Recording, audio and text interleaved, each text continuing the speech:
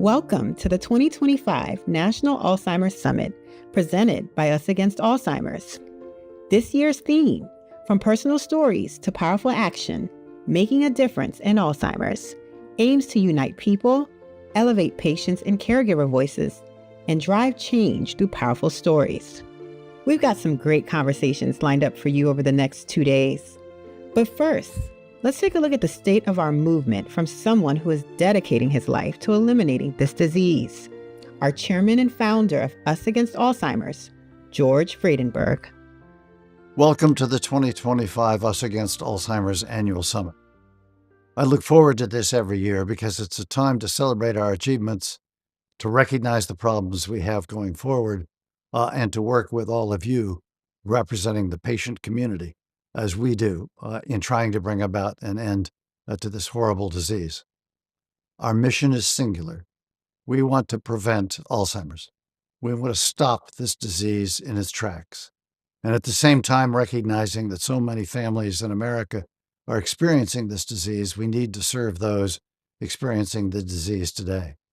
So you're going to hear from any number of individuals at this summit who are experiencing this disease, as Alzheimer's, as FTD, or as familial disease, and you're going to hear the experiences of not only those with the disease, but also those who are caregiving for them.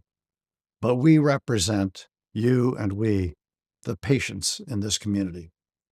And patients can drive because they represent the moral center of what we're trying to accomplish with respect to ending this disease. The experiences of those with the disease, but also the ability of patients to convene multiple sectors themselves to work together in new and different ways. So we work together with governments in order to invest in basic research. We work with industry to get their products to through clinical trials in a faster and a more effective way. We work with the FDA and Medicare in order to get the drugs that successfully come through clinical trials through and to the patient. And we work with health systems through our patient pathway and other devices and techniques and tactics in order to get health systems to be able to detect, diagnose, and treat people with the disease-modifying drugs that now are on market. So the patients have enormous power in this movement.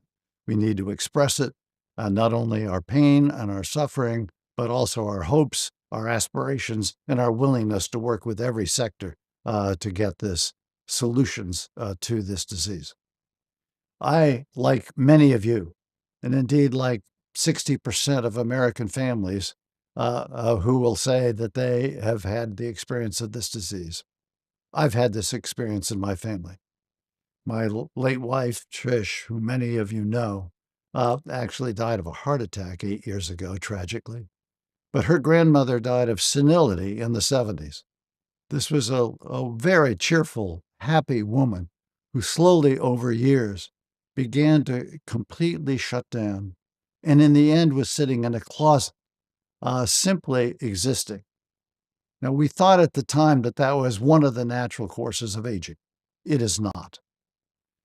Trish's mother had what was diagnosed as Alzheimer's, but in fact it was Lewy body disease because in fact she had hallucinations and she had paranoia. She called us one night and said, there's someone in her house robbing the house. Would we come and protect her? We came, we saw no one was in the house, and she pointed to her husband. And she says, that's the man who's trying to rob me. Hallucination and paranoia. Now that set of symptoms, in fact, sends one more prematurely into assisted living. And so we did that, and that itself was a very sad and emotional state. But we went through that as a caregiver for her. And then unbeknownst to my wife, but her brother has recently passed away from yet another version of Alzheimer's, starting with aphasia, but moving on to dementia. So we've experienced this in my family, and I am in this game to crush the disease that's attacked my family And I'm in this basically to protect my children and grandchildren who clearly have at least some genetic risk for this disease. So I am in this with you, and you're in this with me. And it is only together that we're going to be able to crush this disease that's attacking us. Let me report to you what I see as the progress in the field and the hope in the next few years that we will make substantial and potential dramatic progress in preventing this disease. We now, as you all know, we have 2 disease-modifying drugs that are on the market. They are for symptomatic patients, patients that are already in the early stages of the disease. They require MRI testing for safety. They require infusions, so they are not the easiest to use, to say the least. And they also have somewhat significant, but nevertheless modest effects. Significant in the sense that it slows down the disease by a year or 2 before one gets to the moderate stage of the disease, which requires heavy caregiving. Important for patients. Time with family, time with full cognitive capability, important before you get to caregiving.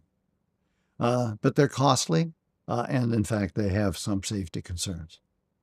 With that said, those drugs, and now many more, up to 8 or 9 drugs, are now being tested in populations at risk for getting symptoms of the disease, but before symptoms occur, on the view, quite logically, that if you can slow the disease down earlier in the course of that disease, because we now know that the disease starts 20 years before symptoms, if you can slow the disease down before you get symptoms, you're going to be able to enable many people to avoid getting symptomatic disease.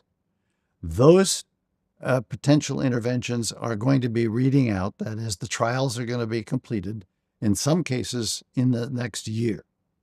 And indeed, there are tests now being done, clinical trials being done on GLP-1s, these supposedly magic drugs that in fact will help with obesity and with diabetes and with hypertension. Though that drug is now being tested for a potential ability to reduce the inflammation associated with Alzheimer's disease, and that would be a dramatic result. And the trials there are going to be reading out in the very near future. So we have in both the current drugs being tested earlier and in new ways of new drugs being tested in preclinical state of the disease, the possibility that we will have a drug on market in the next couple of years that will actually be introduced in patients before symptoms and to prevent the symptoms of this disease in a significant number of people. Very promising. Those are called secondary prevention, preventing symptoms. But beyond that, there are scientists who are now working on primary prevention. That is, drugs that you actually would take in your 50s or 60s, way before you even get the pathology of the disease, to actually prevent the pathology of the disease itself. That, in many scientists' view, is a possibility in the next 5 and potentially 5 to 10. In my view, 10 years, scientists are saying 5 years. So whether it's 5 years or 10 years, the prospect that we will have drugs that can prevent the symptoms of the disease or potentially prevent the pathology of the disease, including possibly some vaccines for Alzheimer's, is a real possibility. This kind of progress is accompanied by new blood tests, which will permit us to detect whether or not you have the disease or at risk of getting symptoms of the disease by taking a simple blood test. A dramatic improvement in the field. And they're digital cognitive assessments, which will permit us at home or with a doctor in a doctor's office to actually test whether or not we have some cognitive impairment that should be of concern or some subtle changes in our brain function, which should give us some concern that in the future we might get this disease. So those new tools are dramatically improving the possibility that we can detect this disease earlier in its course and, in fact, introduce drugs earlier in the course of the disease, stop symptoms or stop the disease entirely. There are also continuing studies of lifestyle interventions that will reduce the risk of this disease. We recently had a result at the AAIC, the major conference here in Toronto, Canada, which reported out a major multi-year test to demonstrate the changing lifestyle behavior, changing your behaviors, sleep, exercise, diet, cognitive training, persistently pursued, will in fact reduce the prospect of getting cognitive impairment or slowing the rate of cognitive impairment. So these both pharmaceutical products or non-pharmaceutical product risk style or lifestyle prevention techniques are real, they're present, and now need simply to be implemented at scale.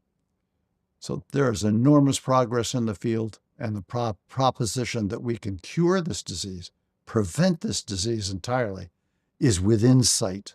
Enormous progress. And for those of us who've had families like mine and yours who have had this disease, this is exciting and transformational. All this progress, quite frankly, has been in part the contributions of your efforts and our involvement at Us Against Alzheimer's. Us Against Alzheimer's and its corporate roundtable have been deeply involved in the development of blood tests, deeply involved in digital cognitive assessments, deeply involved in work groups around vaccines and other early prevention interventions. So we could not have done this without you. And some of our basic programs at Us Against Alzheimer's are right in the middle of all of this progress. A brain guide, which actually permits you to assess your cognitive assessment at home and to take steps, in fact, to check with your doctor or to take other lifestyle change in your own life. Efforts at a patient pathway, where we can actually design with patients what they should be expecting, what questions they should be asking their doctor, and what they should be expecting from their doctor in terms of assessments, the availability of blood tests, digital cognitive assessments, and the like. So I am proud to say that with your help, we have been at the center of many of these elements which have made such transformative progress in the last few years. Let me talk now about the serious risk to all this progress that's being presented by current political developments in Washington, D.C. This year, Congress has allocated $40-some billion to NIH and $4 billion to Alzheimer's research. But the administration is not spending all of that money, not giving out the grants that are needed and that were authorized by Congress. And this administration has proposed a 40% cut in NIH investments in the next fiscal year starting on October 1. Now, this is the seed corn for future innovations in medicine. This is the seed corn for cures for this disease. This is the seed corn for what we need to do to prevent disease and prevent Alzheimer's. As a consequence, we've taken a number of steps. Indeed, one of the most significant is led by our Chief Operating Officer, Russ Paulson, who's put together a United for Cures coalition of patient advocacy groups across Alzheimer's, heart, diabetes, cancer, rare disease, lung disease, and the like. Not only across those sectors, but now an extended group of patient advocacy organizations of up to 60 different organizations in a United for Cures coalition, speaking as one voice that represents disease conditions that affect every single American family, is a powerful way for patients to express their opposition to this disinvestment in medicine and in science in America. In addition to that, we have seen some progress on the Republican side. So far, not enough, but some. 14 Republican senators have written to the Trump administration asking them to spend the amount of money in 2025 that have been allocated by Congress. And the Senate Appropriations Committee recently proposed a budget for next year that would increase NIH investment. So we're making some progress, but we have a lot of progress yet to be made because the situation here in Washington is disruptive, and dangerous for the future seed corn of future disease conditions. Not only that, the disruption in the federal workforce has caused a number of people from the FDA to leave. They simply don't trust their employer. They don't think their employment is stable. As a consequence, we're beginning to see some worrisome signs that the FDA is not doing review meetings of new drugs at the FDA in a timely manner. This is dangerous because not only is that not just the future, that's the present and getting new medicines to market. And as you've recently seen in recent weeks, CDC has been seriously disrupted in its public health mission. So across the entire public health and HHS mission, we're seeing disruptions. We're seeing efforts to cut back on the part of the Trump administration, and we will be efforts at uniting the patient community to resist all of those steps. So let me just repeat at the close here how important your presence is here today. What you're going to hear at the sessions over the next 2 days is from patients. Graciously, Emma Willis, the wife of Bruce Willis, is going to talk about her experience with FTD and Bruce Willis's path through that disease and her path, importantly, as a caregiver.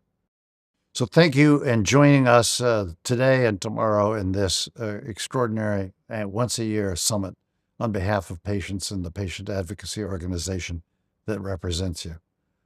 During the course of the next 2 days, you're going to hear a lot from patients and from caregivers about their journeys, their experiences, and what for every one of us is a singular story. But raising our singular stories with courage and with hope enables us to put together a chorus that can turn back the mighty forces that may be against us politically, but are with us in any number of ways. So we thank you for being in the fight with us, and indeed, thank you for being with us in this summit in the next 2 days. One of the important things that I have to acknowledge at the end is the importance of our sponsors. Our premier sponsors of Biogen, Eisai, and Lilly. Our platinum sponsors of Bristol Myers Squibb, Genentech, J&J, and Novo Nordisk, and our many gold and silver sponsors. Without their support, we could not be championing this work as effectively as we are. But most importantly, thank you for being with us today and tomorrow. Thank you for listening. Thank you for raising your voices, and thanking you for being in the fight with us to cure this damn disease.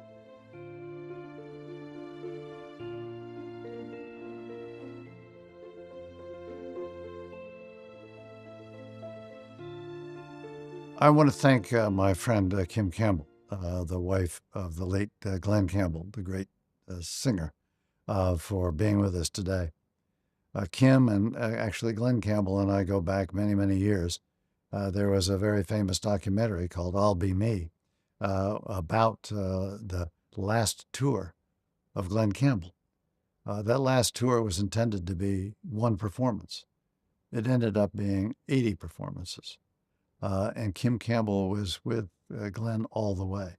The tribute at the end of that documentary was in part to my wife, Trish. So I have a deep and abiding fondness for the Glenn and who has passed away, and to my good friend Kim. And I thank her for being with us here today. Hi, I'm Kim Campbell, and I was married to music legend Glenn Campbell for 35 years. I want to begin by thanking Us Against Alzheimer's for inviting me to share our story at this year's convention. The work you do to raise awareness, support families, and advocate for a cure is deeply meaningful to me and to countless others walking this journey. When Glenn was diagnosed with Alzheimer's in 2011, our lives changed forever. Like so many of you, we suddenly found ourselves on a journey we never asked to take, filled with uncertainty, fear, and eventually, unexpected grace. Glenn wanted to make the most of the time he had left, and that meant making music with the people he loved. So, instead of hanging up his guitar and going into seclusion, he went public with his diagnosis and booked a world tour. At that time, most people didn't speak openly about Alzheimer's. But Glenn wanted to share his story. So he invited filmmakers James Keach and Trevor Albert to document his goodbye tour. We didn't know if anyone would buy tickets. Maybe it would be too sad. Maybe people would just prefer to remember Glenn at his best. But, much to our surprise and delight, crowds came out in droves to cheer him on, like he was Rocky with a guitar. An added blessing was that music helped sustain his cognition and social skills much longer than doctors expected. A 5-week tour turned into almost 2 years and 151 sold-out shows. Glenn's openness brought Alzheimer's out of the shadows and removed the stigma and opened up a national conversation about dementia. People everywhere suddenly felt seen and heard because we were telling their story too. His world tour culminated in the award-winning documentary, Glenn Campbell, I'll Be Me, along with 2 Grammys, a CMA award, and even an Oscar nomination. Not bad for a guy with Alzheimer's. For us, Alzheimer's wasn't just Glenn's disease. It became a family disease. Our children lost pieces of their father long before his passing. I lost parts of my husband, even while he was still right there beside me. Yet, in the midst of loss, we also discovered resilience and moments of joy. Moments when music or laughter would break through the fog and remind us of the man we loved. But caregiving takes a heavy toll, and the physical exhaustion, the emotional roller coaster, the constant worry, it wears you down. I know many of you have felt that same exhaustion, that same weight. I learned that if I didn't take care of myself, I couldn't take good care of Glenn. That's why I launched careliving.org during our journey, to encourage caregivers to take care of themselves while they care for the ones they love, and to keep their sense of humor. As the disease progressed, our family joined a memory care community during the last year of Glenn's life to give him the best care possible, the best quality of life possible. It amazed me to see Glenn thrive in that setting. His gratitude and faith in God sustained him until the very end. One Valentine's Day, we sat down for lunch and Glenn bowed his head to pray. Though so much had been lost to the disease, he still remembered to thank his Creator.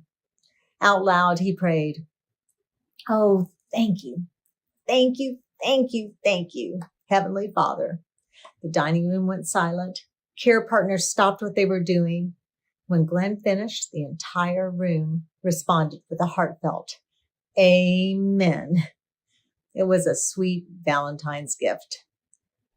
Alzheimer's destroys the mind, but the soul remains whole, capable of connecting to God in ways science cannot explain.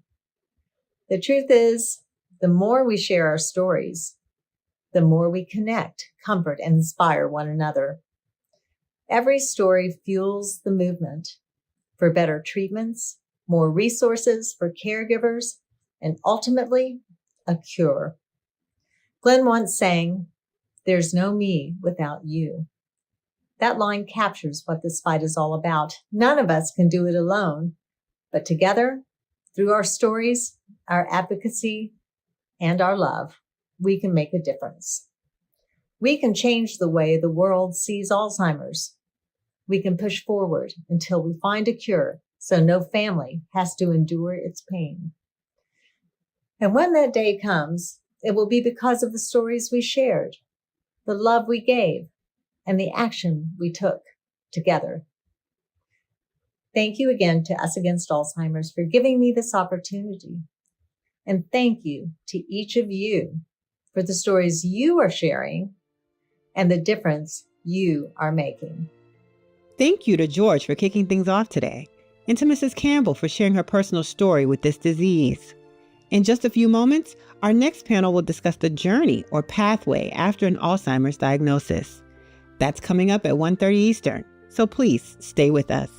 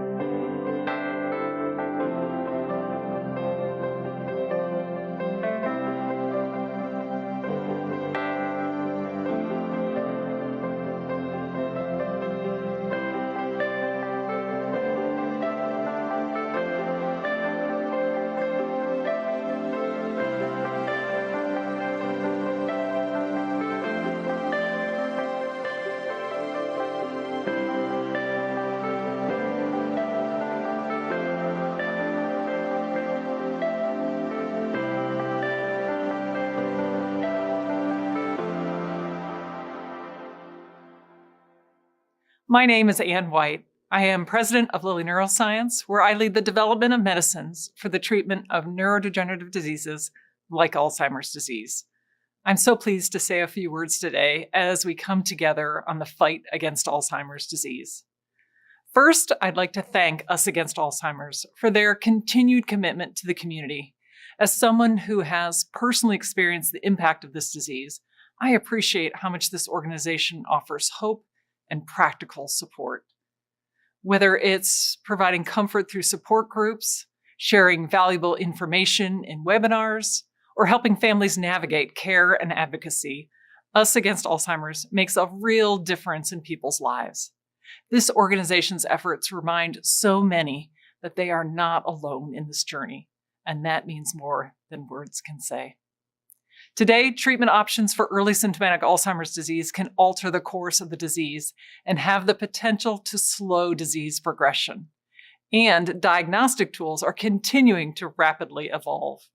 We now have the first FDA-cleared blood biomarker test that could easily identify the pathology of Alzheimer's disease in early symptomatic stages, where new therapies are approved for use.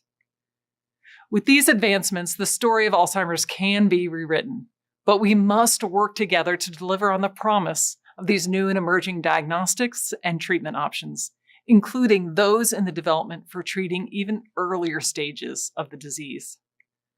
Getting to this point has not been an easy road, but I can proudly say that we're at a turning point in the fight against this disease.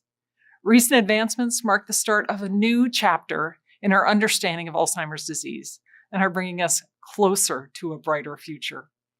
Together, I believe we can make Alzheimer's disease a distant memory. Thank you for the opportunity to share a few remarks today, and to each of the attendees for making a difference in Alzheimer's.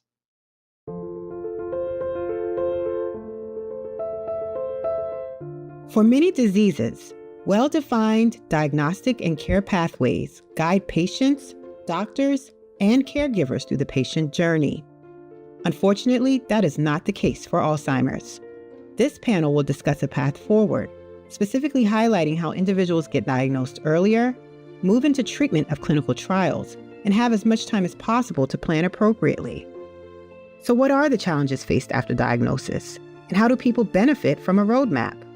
Russ Paulson, Chief Operating Officer of Us Against Alzheimer's, leads us in that conversation.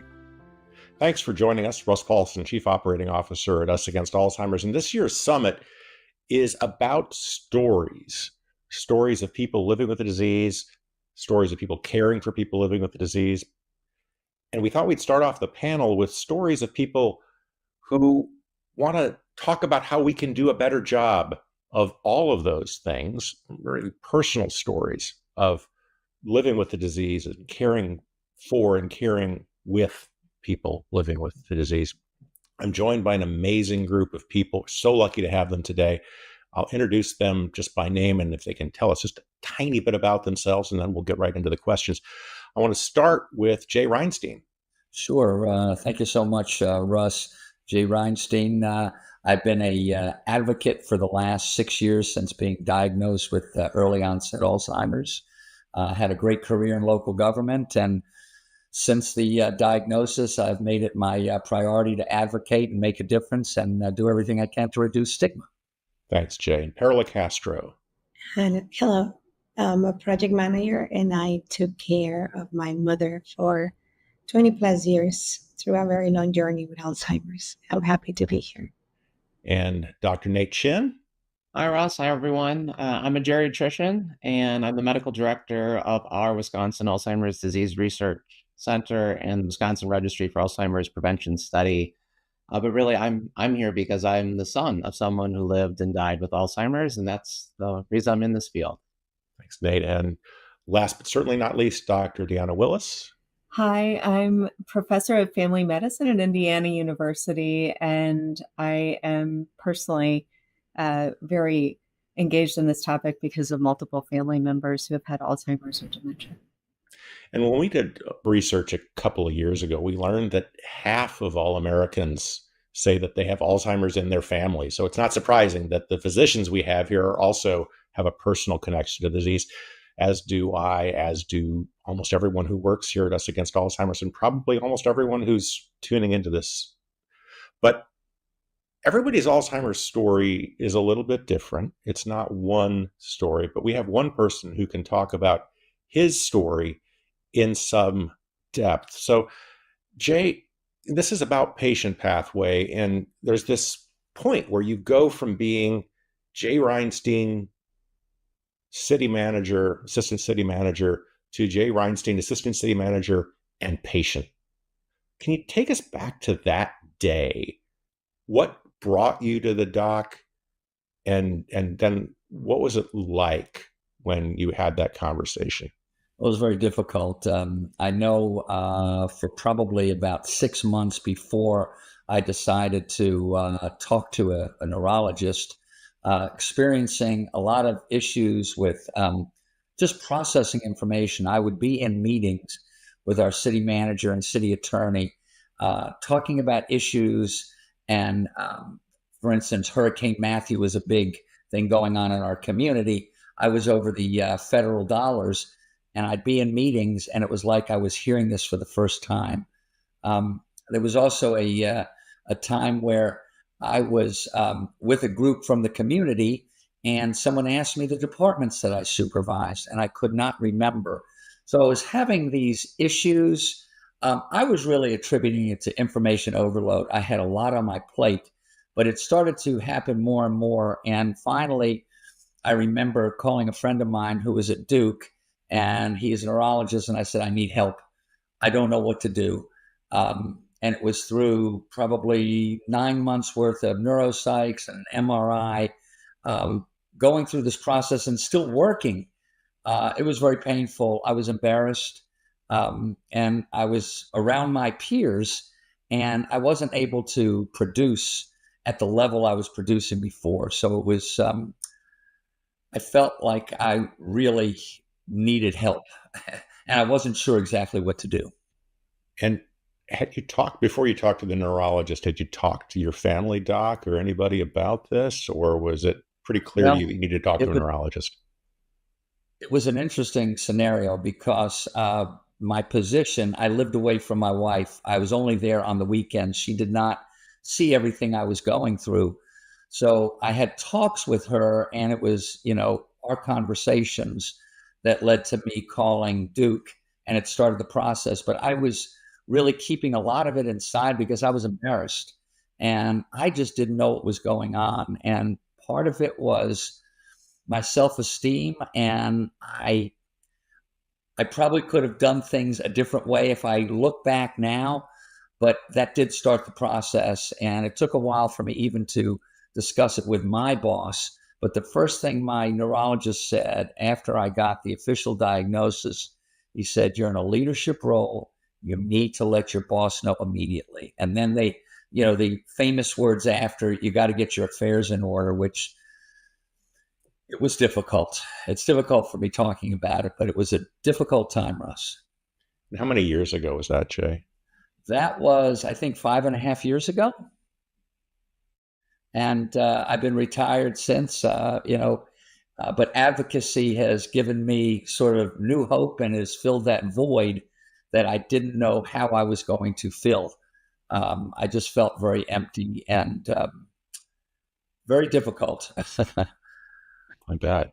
Perla, when we talked before this, you had talked about stigma as well, and Jay just talked about sort of the self-stigma, the fear of admitting even to yourself that there's something going on, as if, and this is something I think that happens with all of us involved with Alzheimer's, it's sort of like somehow our fault. We did something wrong, maybe. But you and I talked about stigma earlier. What was that like in your case? It was added to everything else, right? The uncertainty, the pain, and now we have to deal with this embarrassment in a way because people didn't understand what this was. We come from a very religious community, and people will ask maybe well-intended questions, but they'll ask, "Why is it that you're not doing right? Can you evaluate your life? Can you maybe pray in a different way?" And it was because we didn't know, the community didn't know about this. So I think we need to talk more about the disease, and that this can happen to any one of us. We did nothing wrong. We cannot um, penalize the victim. We don't do it with other diseases. Why would we do it with Alzheimer's, right?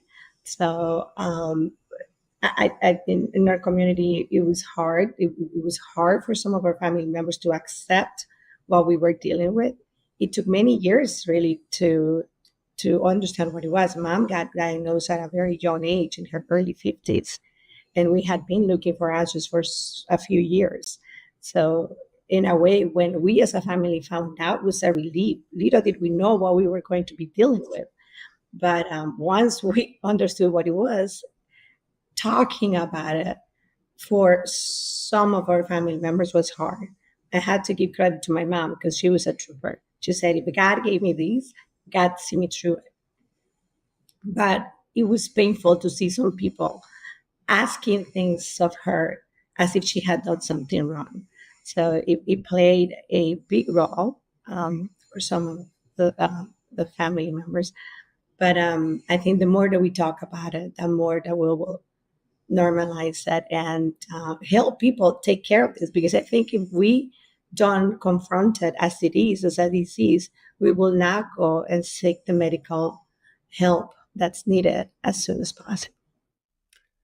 Thank you. Deanna, I want to bring you in because oftentimes the first medical professional that people are going to talk to about this is a primary care physician like yourself. Do you see that these sort of experiences that both Jay and Perla talked about, with sort of a little bit of delay and seeking help, stigma playing a role, is that something that you see pretty commonly in your practice? Yeah, I think it's something that patients really can face. And I think that as a primary care provider, it's one of the things that I can help patients and families through, especially if they bring it up that they're having concerns. And especially since I've known them for a long time, in many cases, we can talk about how these changes may have occurred over a longer period of time, or understanding how they're seeing the changes over time, and figure out better ways to assess those changes in the office before we might need to determine if they need to see a specialist or not. And I think doing that in the care of their primary care physician's office can also help people feel more comfortable. And that's what my patients have shared with me.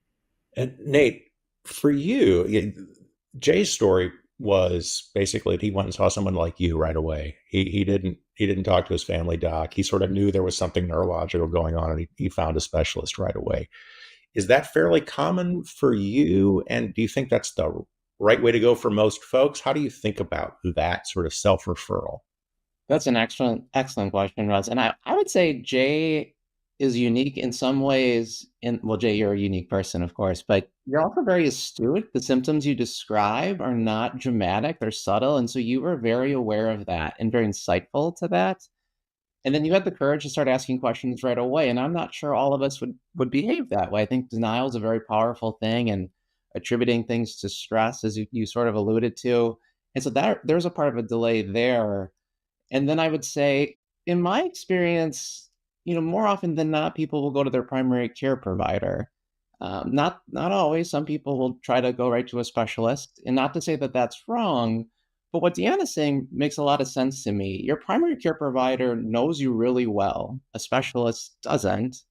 Your primary care provider has that comfortable relationship, that space, so that you can open up. And again, not for every person, but I agree with Tiana that being able to share such sensitive personal information tends to happen most, or at least be most well received, in a primary care office with someone you've known for years. And I would think most importantly, they've known you. They know your baseline. They know what is a change or what could be a change. Whereas a specialist is just meeting you for the first time, and they're going to look at it slightly differently. And so I usually encourage people in the community to talk to their primary care provider first. And Deanna, I want to go back to you on this. Just when you skip you, there are causes of these symptoms that Jay experienced that might not be Alzheimer's disease, right? So what do you look for when you see a patient that you've known for years and who comes to you and says, I think I'm slipping, or what? I don't know, Jay, exactly what your words were, but it was probably something like that. And it's certainly with my family experience, it was, there's something not right. It's changed. What do you look for? What's it look like for a good conversation and testing and stuff like that? What are you looking for, and how do you do it? The first thing that I have to really think about is that, when I see a patient in the office, I'm really just seeing a snippet of their life, a little piece of it.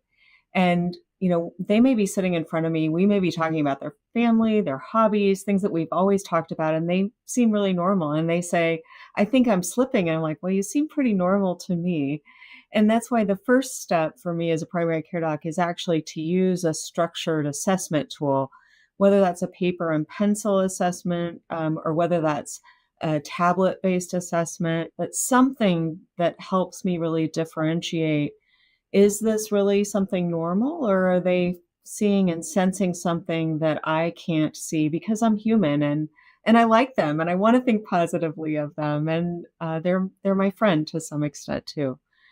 And so that's the first step. And then once we say, yeah, this is something that we really need to look into, it's about thinking about medications and other medical problems and sleep problems and other things that can cause the brain not to function as well. And then also talking about things in their lifestyle that they can do to help make their brain function better and keep their brain healthy longer while we continue exploring other testing or treatment options that may be needed. And we are in an era now where there are drugs, right? So one of the things in my grandparents' generation, there was really nothing you could do. We barely even talked about Alzheimer's disease. We talked about other words that we don't really use today, like senility. But now that we're in an era where there are medicines that you can take, Deanna and Nate, I'll come to you in a second. I mean, do you find like there's more willingness to talk about this because it's not something where it's sort of an inevitable, I don't know if there's anything I can do about it, or are we still having a problem getting folks to have the conversation in your practice? My patients really want to know three things. They want to know if what they're sensing is something significant or not. They want to understand what's causing it, and they want to have choices that help them identify what fits best with their life and how they can stay independent as long as possible throughout their life. And the exciting thing about these new treatments is that they offer opportunity for people to make choices and to really seek to understand those choices. And so patients want to understand them. And as a primary care provider, I can help contextualize what those options might or might not mean in the context of their other health. And the patient can help determine whether or not it makes sense for their life. And Nate, how about you? Are you seeing that the advent of some drugs that are more effective and sort of slowing decline is causing sort of patients to be more curious and interested in having the conversation about whether there's something going on, or is the stigma that we talked about at the beginning, and I would imagine fear, still a big factor? Well, I think the fear is still a big factor, but like Deanna said, I see it reducing the stigma. It's still there and it's still harmful, but people are more willing to discuss thinking change and memory change than before. They're bringing it up to their primary care provider, or they're coming directly to the specialist to be tested. And I think that's a really helpful thing in getting to a diagnosis sooner. I think it's really helpful in being able to talk about what is normal aging, as well as these reversible factors that Deanna is referring to.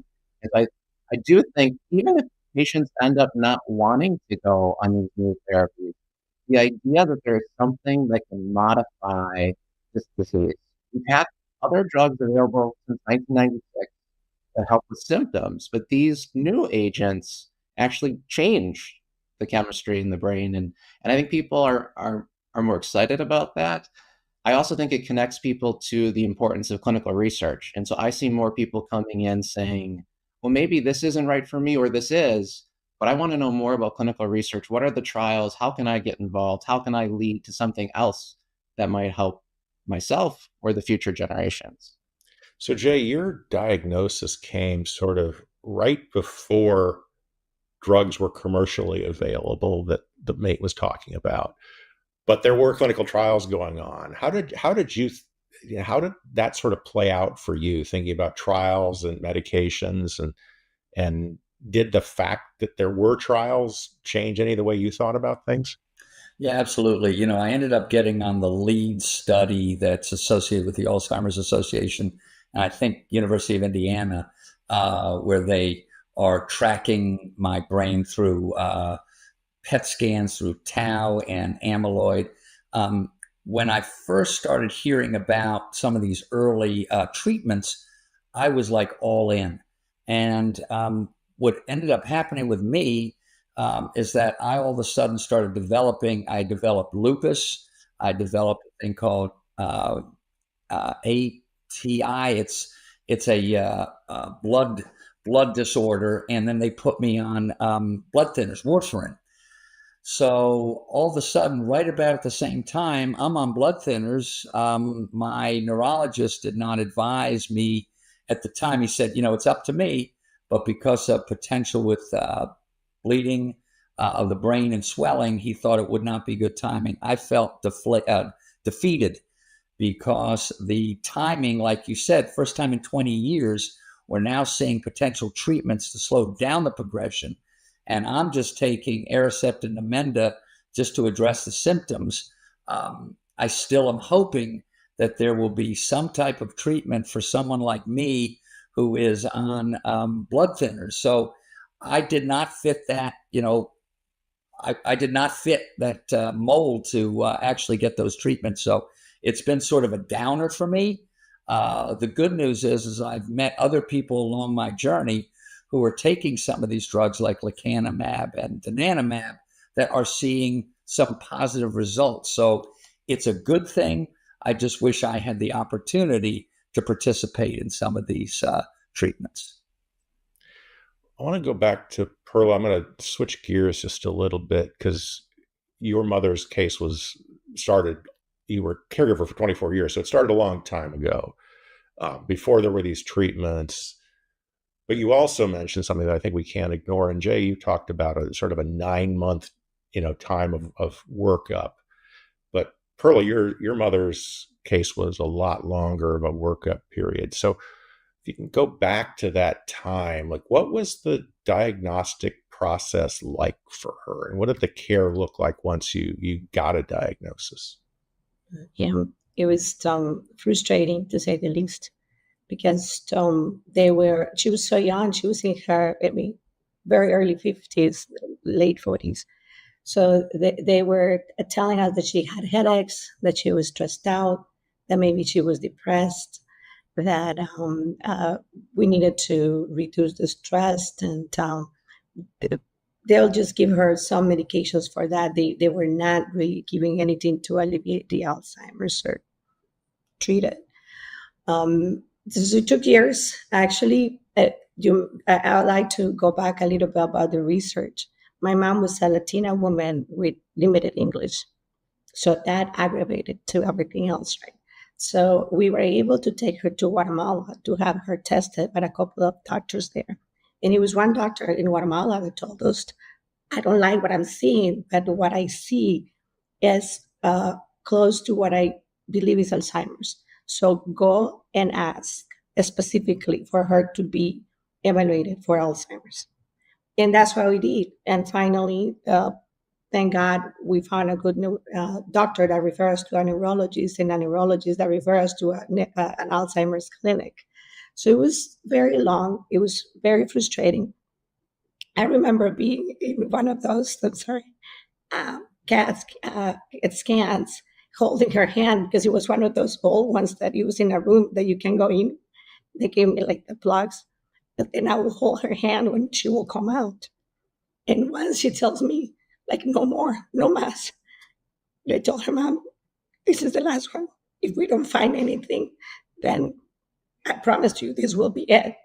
But thank God, that's when they told us it is indeed Alzheimer's. I'm sorry, just you can never get over it. This is Alzheimer's. And she wanted to participate in research. My mom was a nurse, so she really wanted to participate in research, but there was no research for her to participate. They didn't have a sample in Latinos. So that's why at like here we advocate for more research and more research with minority representation. There was a couple of programs also that we wanted her to participate, but they will tell us we don't even have the material in Spanish.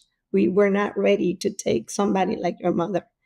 So to answer your question, it was long, it was frustrating, and I really hope that we, by doing a lot of advocacy, as Jay was saying, we get to talk about this more and change it for everybody else.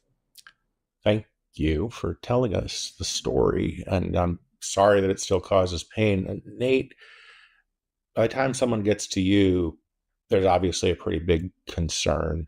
They may not know what it is, but there's probably a pretty big concern. And some of those folks, even though Perla's story dates back more than 20 years, my sense is that still happens today, where people don't get the diagnosis promptly, and that you go through, certainly my family went through a diagnostic odyssey. And is that something you see as well, that people have taken a not direct path to get to you? Absolutely. And even with the advancements in our tools, these new biomarkers, blood tests that can detect the proteins of Alzheimer's disease, it's taken a while to get here. And we still see issues with access to your primary care provider, access to the specialist, access to these tools. And it takes a while to rule out these other conditions. And I don't have to say this on behalf of Deanna. I'm sure she'll speak to it too. There's just not enough time in a clinic, in a primary care clinic, to evaluate the full complexity of thinking change. And I'm not making excuses for what's happened, but it is a time-intensive process that our system really isn't set up to handle. And then, of course, being able to find the right people who can conduct these tests and then explain these tests and offer these options. We don't have enough people to do this. And so it is through advocacy. It's through Perla and Jay that we're able to raise this awareness and this demand that we need more. The tools and the technology is great, but we actually just need more people, and we need people to be able to talk to those with symptoms or the family members and get them plugged in, because we do now have at least more options than we've ever had before. So clearly, we know the numbers. There aren't enough Alzheimer's specialists in the country, not enough Nate Chins in the country to deal with the actual true scope of the problem. There's not enough time in a primary care doc's day, Deanna. So talk about, like, how do we get out of this? I mean, I know that when someone comes to the doctor when they're older, there's probably a list of conditions that they've got, a list of things they're worried about, and sort of picking out the one that you're going to focus on. Or how do you do it, and how should people do it? Right. No, I think those are great questions. And I think Nate's hit up on some really key pieces of it. And it's that the tools need to be accessible. And that means they also need to be affordable. And part of that is making them available in primary care. And the blood tests are starting to become available in primary care. And we're really working to help primary care know and understand when and which patients need the blood test and how they can be used to help identify which patients it might be the most beneficial to go on to specialty care. But it's also about making them scalable. And scalable means that we can use medical record information to determine who is going to be at the greatest risk of developing mild cognitive impairment or mild dementia in the next few years, and identifying people early through those opportunities so that we can start prioritizing evaluating those patients in the context of their other healthcare needs quickly in primary care and getting them those tests and treatments sooner. I'm going to ask you to detail what mild cognitive impairment and mild dementia are for the folks who are new to this world? Talk about sort of what those mean and what's the difference. Yeah, so I'd love Nate to weigh in on this as well. But mild cognitive impairment is really when you're just starting to notice those changes that Jay noticed, that you're starting to see a little more trouble doing your highly complex things at work, maybe a little more difficulty planning social engagements, for example, more than just a lost word, or forgetting why you went in a room, but a little bit more trouble than that. But not yet having trouble driving or things like that you think of it more advanced. And one of the problems we see in primary care is people wait too long to talk about their problems.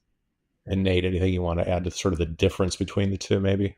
Yeah, and of course, as a geriatrician, I care a great deal about daily function, and I think that is an important differentiating factor between mild cognitive impairment and dementia. Where in dementia, those thinking complaints that a person notices, they're significant enough that when they do take those either paper, pencil, or digital tests, yes, there are lower scores. They're just lower than either for them because they took them a year ago, or they're lower for sort of an average of that person's age demographic.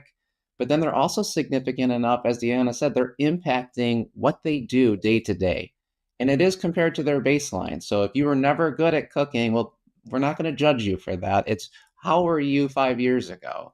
And I'm glad that Deanna is really the one who answered this question, because I really do believe primary care is perfectly situated to not only listen and clarify what are these symptoms, but look at this function and help determine, are we potentially at mild cognitive impairment, or have we progressed? Have we waited? And now we're seeing this more advanced stage. And it's not the person's fault for that by no means, but it does change where we want to go next. And so it is really critical to understand what exactly are these symptoms, how significant are they impacting your life, your quality of life, and then be looking for other factors that could be at play besides brain diseases like Alzheimer's disease. Well, let's talk about that for a second, Nate, because I think that not everybody understands the difference between dementia, cognitive impairment, Alzheimer's, other diseases. So talk about that for just a second, if you would, please. Yeah, this is one of the most common confusing points when a person reaches my clinic, is that they think they have Alzheimer's disease, and so they feel lost. And a good many times I have the pleasure of being able to say, no, that's not the case. This is what we're dealing with. It's your sleep apnea. And so that we think of it in two layers. The more superficial layer is what we call a syndrome, which is not a disease, it's a description, it's a way of understanding the things a person is experiencing. We medicalize it so that we can talk to each other about it. But it is the symptoms, it's the thinking symptoms, the function, and we break it down into normal aging, mild cognitive impairment, and dementia. But then underneath that are the causes, the actual processes that are leading to those changes. And in mild cognitive impairment, it does not have to be a brain disease. In sleep apnea, medication side effects, thyroid issues, vitamin deficiencies, substances that we take, they can cause what we would define as mild cognitive impairment. It isn't just pre-dementia or pre-Alzheimer's. But then we do have brain diseases that we know exist, we know are progressive, and we really want to identify so that we can treat them when possible. And then those are Alzheimer's disease, blood vessels, so vascular disease, Lewy body disease, Parkinson's disease, and a different protein that we're really focusing on now called TDP43, which I know sounds like a lot, but it leads to a different sort of presentation. We call that frontal temporal disease, or a new condition called late. I know that's all too medicalized, but there are brain processes happening that we look for. We're trying to develop the tools to identify them so that we can develop new drugs to treat them. But that really doesn't happen in the beginning. That happens after we understand what a person's experiencing and we have a syndrome. And that's where I think Nate really hits on an important point for primary care, which is we identify thyroid problems and vitamin deficiencies and sleep apnea, and we treat heart disease and heart disease risk all day long. That's what we do. And so we can really help with those things in particular, as well as identifying, who are the people with those screeners that have abnormal scores. stick with you, Deanna, for a second. Some of the folks who are paying attention to this and judging for some of the questions that we got submitted about for this panel are wondering about the blood tests. And you and Nate have both talked about the blood tests. And it's certainly, the excruciating experience Perla went through with her mom was a search for a diagnosis. Blood tests can help with that, but should everybody run out and get a blood test right now, Deanna? That's a really great question, and it's one that we have to answer every day in practice with our patients. And it's really important to understand that right now it looks like the blood tests are best done for people that are having symptoms of maybe their thinking or their brain isn't working as well as it used to. And so really having those concerns about their cognition is really the right group of people. Maybe they have an abnormal screening on an annual wellness visit, or they talk to their doctor about it. And so the blood test can be done for those people. And as Nate mentioned, for some people, when that blood test comes back negative, we can really focus in primary care on treating their other conditions, on helping them work on their exercise and their social activities and their eating to improve their brain and test them for those other conditions and make a difference in primary care without them necessarily having to go on to the specialist, especially if they prefer not to. So, Nate, some people may not be convinced that I can go to a lab and get a blood test right now, and I'm willing to pay out of pocket. My insurance probably won't cover it, but I can get a blood test right now. If I'm worried about it, why shouldn't I just go do that? What's wrong with that? Well, there's nothing wrong with wanting to know more information about your body, but it's more complicated than just a yes/no question. And so these tests were really studied and validated in those with impairment, which is why the FDA approved the blood tests for mild cognitive impairment and dementia. And what we know from research is as we go into healthier and healthier individuals, the reliability of this test, meaning that a high result is truly high, is not as good. It's getting there. And certainly there are clinical trials looking at prevention. And so they're using these tests. But even then, the confidence that we have is just not where we would want it. And so you wouldn't want the public to go and get information that isn't accurate, that leads to a lot of distress and potentially actions they normally wouldn't take. Historically, we as a medical group society have said if there isn't an intervention that can be done based on that knowledge, we don't want to put people through that. I think many would argue that's paternalistic. Information can be powerful in many different ways, but we also want to know that there is something, or that people are supported and there's counseling available, because this is heavy information. This isn't just, I have a high cholesterol, and I don't mean to demean cholesterol, but it isn't the same thing. And so as much as we want to accelerate the process and get to this point, I think we have to be very careful. And so I do caution the children usually of my patients who are thinking about this, please just be mindful of what this means to you, the potential stigma, the potential discrimination that could happen, and what you're really going to do with it. Because right now we don't have any sort of intervention for it. And so as much as I want to avoid Perla's experience of having to delay and get these scans, and I am really excited about the blood test, I just want to be cautious about when it's used and the timing of that. So, Perla, what do you think from, having lived through this? What do you wish would have been different? Knowing what we know now about what's available, what Nate and Deanna are saying, what would have been a better experience for you and your mom as you went through this? Mom was very young, right? So it's still, I think that's there. But I think I would have liked her primary doctor to know about young onset Alzheimer's, that this was a possibility given what we have seen. I think that would have shortened it out so much. As I said, we went on a hunt for a good doctor in Guatemala. We looked for so many doctors. We went to so many doctors here in the United States. So I think that would have made a big difference if my primary care would have been more attuned with what was happening. And I think that now a lot of mini mental tests are happening also at the primary cares, which I think is a good thing. Thanks. And Jay, you sort of skipped that primary care step, but knowing what you know now and sort of having lived through yourself young onset dementia for 5.5 years now, anything you would have liked to have happened differently in your process? Well, it's something sort of interesting.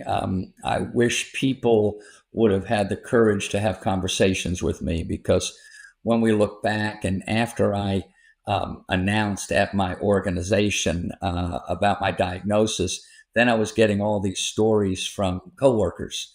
I remember Barbara, our HR director, called me and said, "Jay, you would call me sometimes 2 or 3 times during the day and ask me the same question."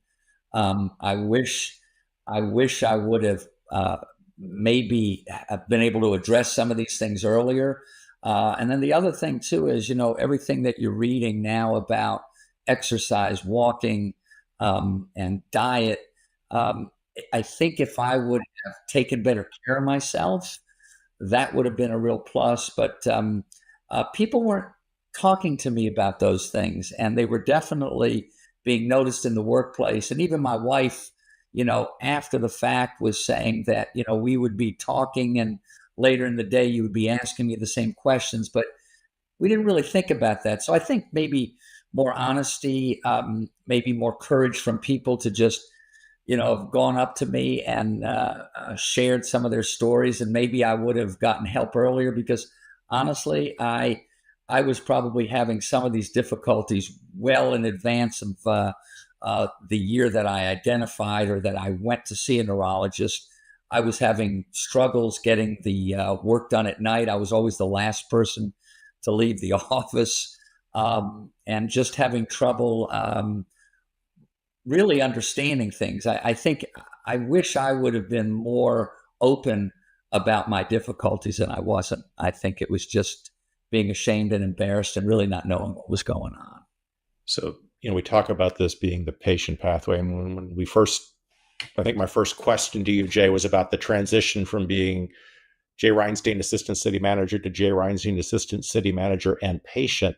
I think it shows what you just said, that there isn't a flashpoint, right? That the care, the journey starts before you become a patient. It starts when you're experiencing these things and you're living outside of the medical system. So it starts truly at home and at work. Yeah, and I just wanted to say, Russ, that I think I was just in denial. I had a great job I loved, and I was afraid of losing my job, my financial independence. I mean, there was a lot riding on it. And I think it was fear. And, when I look back and think about those conversations with my wife, I was just really afraid to be honest with myself. And I just didn't talk about it. I tried to do, just one other example. I started deferring to my staff at city council meetings, where I just could not think on my feet like I used to. So before meetings, and I knew there was an agenda item that needed to be addressed, I would go to one of my directors and said, when we hit that item, you can go before council. I was losing confidence. It was a very difficult time for me. It's hard to even think about it, because it was a nightmare for me. It's painful. Yeah. And it makes sense to be afraid, Yeah. right? Yeah, it was. I wanted to ask Deanna, Jay said something a little bit ago about he wishes he would have exercised more and that kind of stuff. And we're seeing more and more data that shows that you can, at a population level, reduce the risk of Alzheimer's. And I don't know about you, I'm a little worried that this starts to become another reason for stigma, that the idea that, well, if I would have done something differently, I would not have gotten my Alzheimer's. And this becomes like another hurdle to a diagnosis and a hurdle to sort of talking about this, because now it's sort of my fault that I got it. Do you share that? And how do you talk to patients about sort of risk reduction versus you can prevent your disease? Absolutely. And I think Jay's story really, points out the importance of us talking about that today and everybody starting conversations with their family and friends about this. And I think really, especially around lifestyle factors, that we can't judge what someone is able to do or not do in their life. Life is hard, and you never know what someone else is going through, what their walk of life is. And something that might seem easy for you to change in your life could be insurmountable in someone else's. And so, part of what we do in primary care when we talk about lifestyle changes is trying to figure out that small step that someone can take to make a difference and what they want to do to make a difference and how they want to go about it. Not me trying to tell them to go do something or to make a change or to suggest that the only way to do it is one way. And when we start talking about this and we start empowering patients in this way, we can start breaking down those stigma. And the new tests and treatments, I believe, will also help some of that too, because it's going to start conversations. I'm old enough, Russ, to remember when diagnosing with someone with diabetes was a life sentence, when the only people they knew that had it were people that were blind or had lost a leg. And it meant that they were going to not be able to work. And the only options were getting shots. There weren't necessarily safe or good pills available for many people that had severe disease. And that has completely changed in my career and over the last many years. And there's new things coming online and new ways to test and treat and empower patients. And a lot of what we're seeing in Alzheimer's disease diagnosis and treatment is moving in those directions as well. And I believe that that's going to make these tests and treatments more accessible and easier to discuss and have people start to see hope and recognize that finding out early doesn't necessarily mean that you can no longer do things that you need to and want to do in your life. And that's going to help with the stigma. So lifestyle is about prevention. Lifestyle is about making a difference in how your brain functions today, no matter what small changes you can make and how you can make them. And the more that we talk about it and the more we begin to do, the better we're all going to be in terms of reducing those stigma.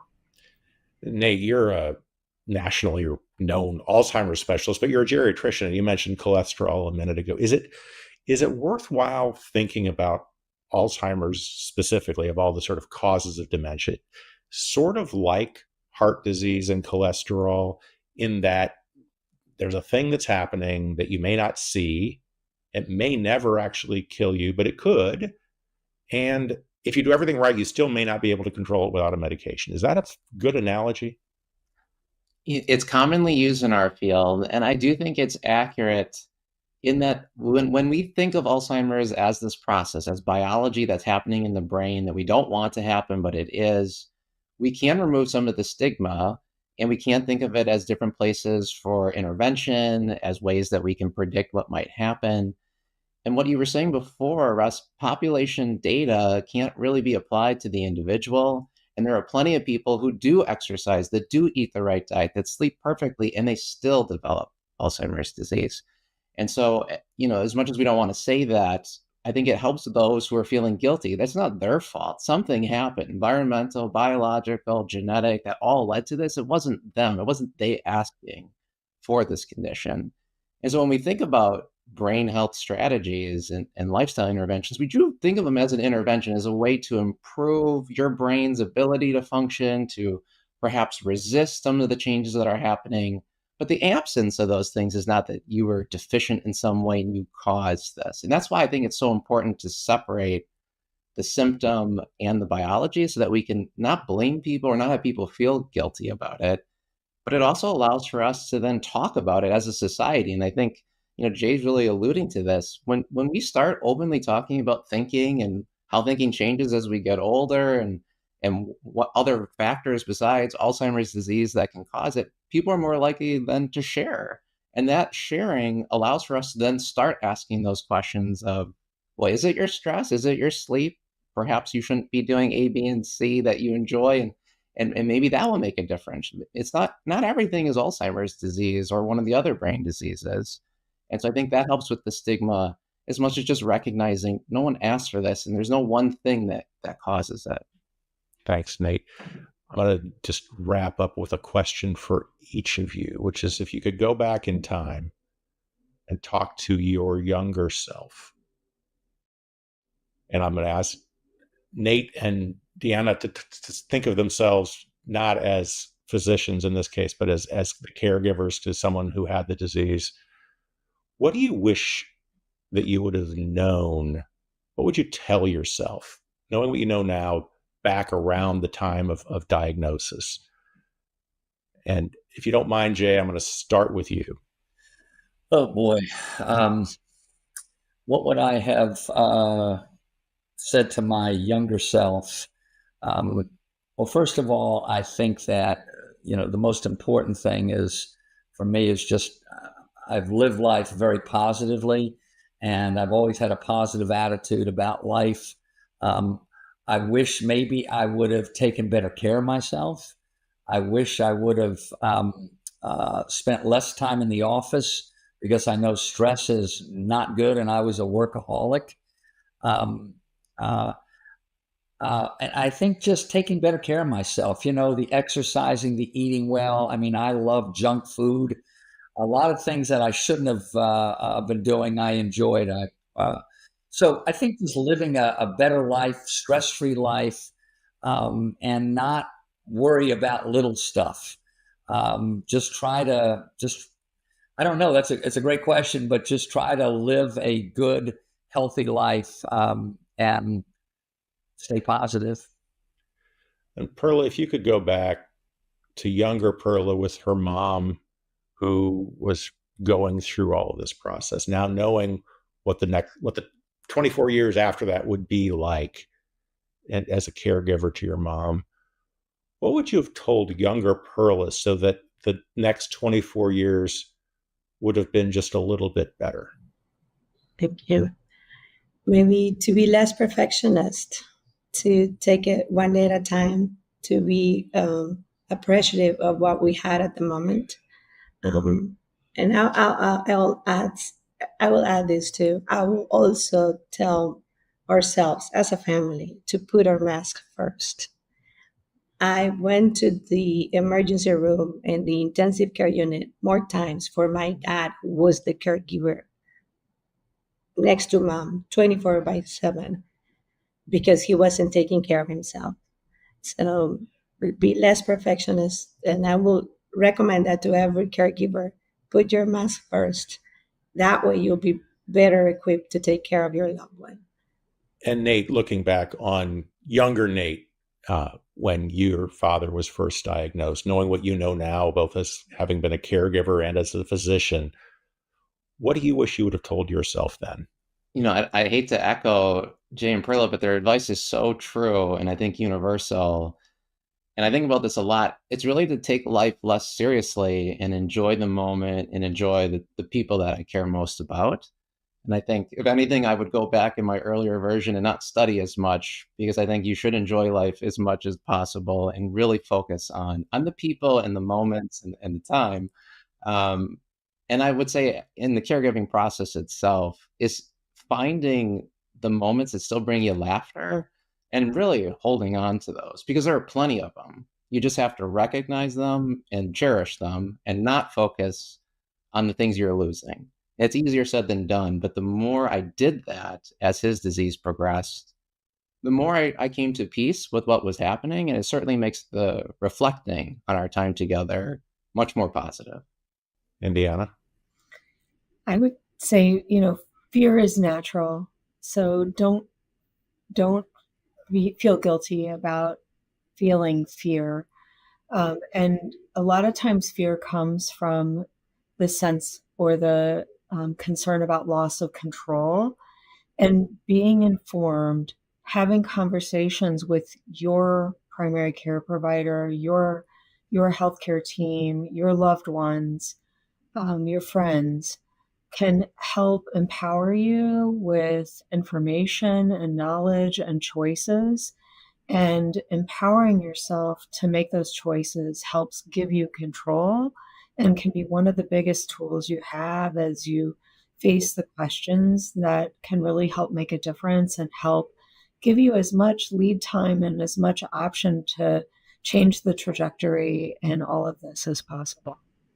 Thank you, Deanna, and thank you all for opening up about a very tough subject. But as Jay said at the beginning, we lose stigma by talking about things. And so thank you all for being willing to talk about your personal experience, your professional experience.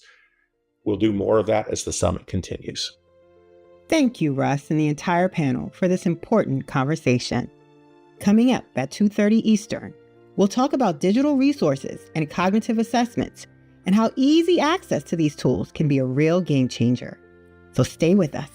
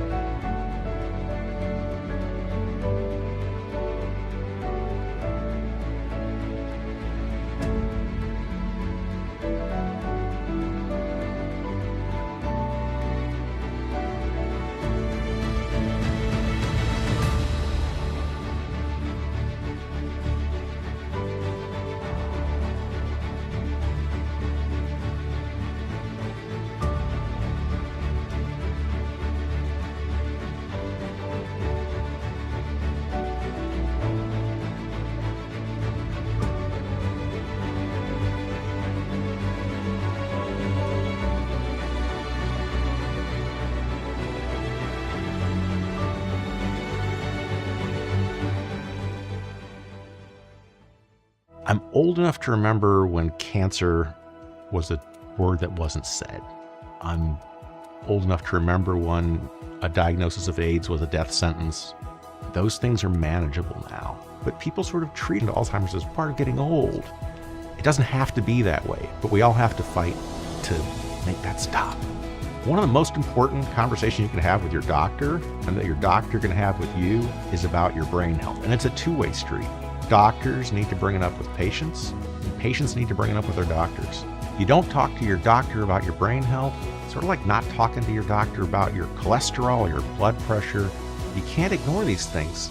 The key is starting the conversation.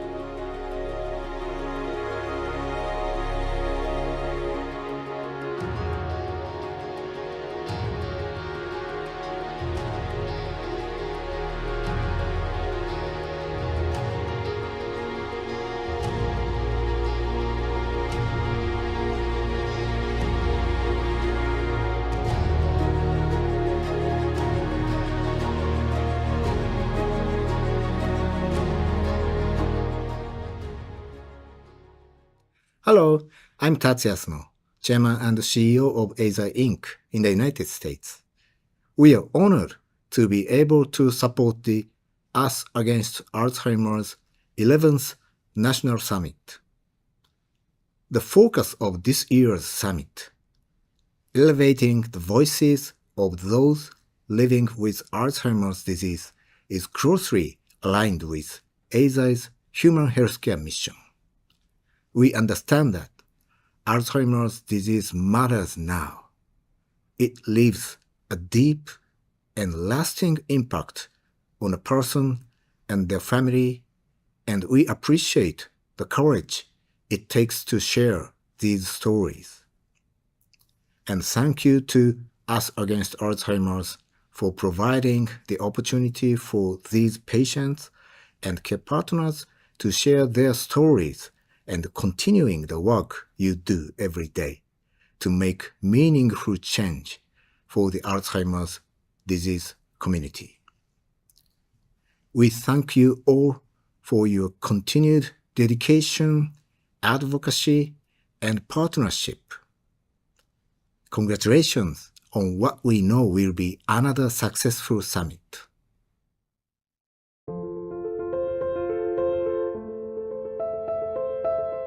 Welcome back. Easy access to high-quality resources and cognitive assessments would be a game changer for anyone concerned about their or a loved one's cognitive health. This panel will delve into what the use of digital resources and cognitive assessments could look like in the home setting. Today's central question: how can new innovations make Alzheimer's resources and assessments more accessible to everyone? Let's hear about that now with panel moderator, Dr. Narayan, Executive Vice President of Davos Alzheimer's Collaborative. Good morning, everyone. Thank you so much for being here. My name is Vaibhav Narayan. I'm Executive Vice President at the Davos Alzheimer's Collaborative. And I'm really excited to welcome you to today's panel, Better Information Quicker, the Growth of Digital Resources and Cognitive Assessments. As you all may know, that we stand at a very pivotal moment in the field of brain health, cognitive assessments, Alzheimer's and dementia. The first generation of treatments are just beginning to come through to the market.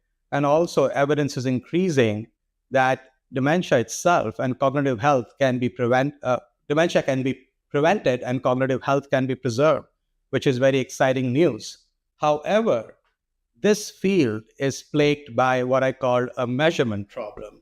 Unlike other disease areas, there is no reliable, objective way to measure and detect cognitive health over time, or for there to be a clear diagnostic procedure.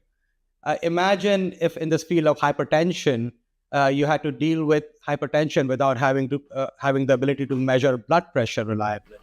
Or in the field of diabetes, you had to deal with diabetes without the ability to measure blood glucose levels reliably and over time. And this is where digital cognitive assessments come in. We think that with digital cognitive assessments, there may now be a reliable, large-scale way to really assess cognition, detect cognition, and also measure changes over time in a manner that is cost-effective, equitable, and can reach out to a large population, essentially expanding access. So over the next hour, our panelists will explore what this could look like in practice. We will talk about the value of digital cognitive assessments. We will talk about how they could be done at home repeatedly over time.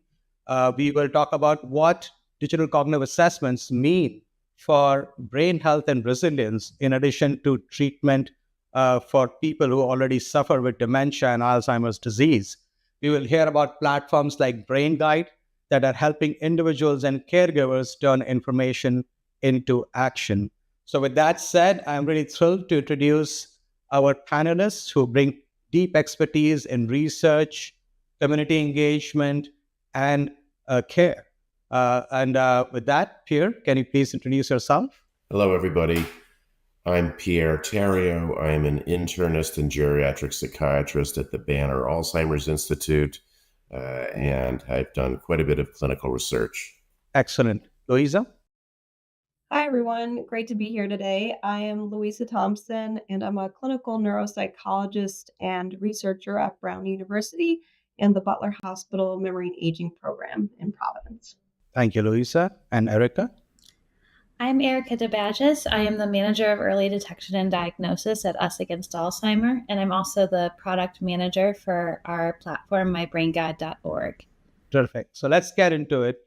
Maybe we can start with you, Erica, first. Digital revolution. What does that mean to you in Alzheimer's disease and cognitive assessments and taking care of patients and people who might be at risk for developing cognitive decline? Sure, absolutely. So, 80% of adults are likely to search online for questions about their health and their symptoms and conditions. So, it's really important that tests are not only evidence based, but they are able to be accessed for folks digitally at home. When we developed my brain guide, it was meant to be a questionnaire that folks could access anywhere and also guide them to education that it was easily accessible in one place, and also that it was accurate to sort of disseminate from what's available online today. Digital platforms allow us to sort of deliver personalized education to patients, caregivers, families, loved ones, and meet them where they're at.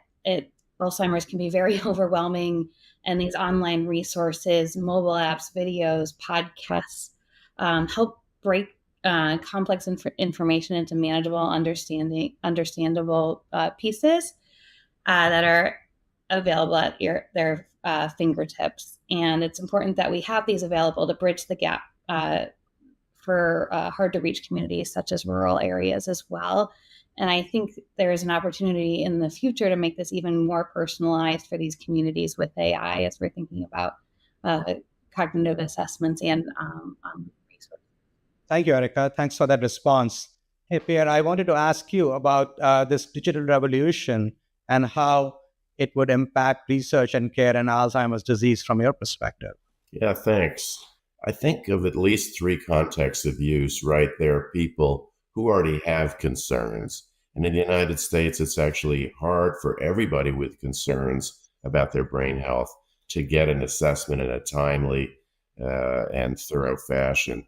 And then there are people who are at risk for brain health problems, let's say just on the basis of age, who also need to have these kinds of assessments.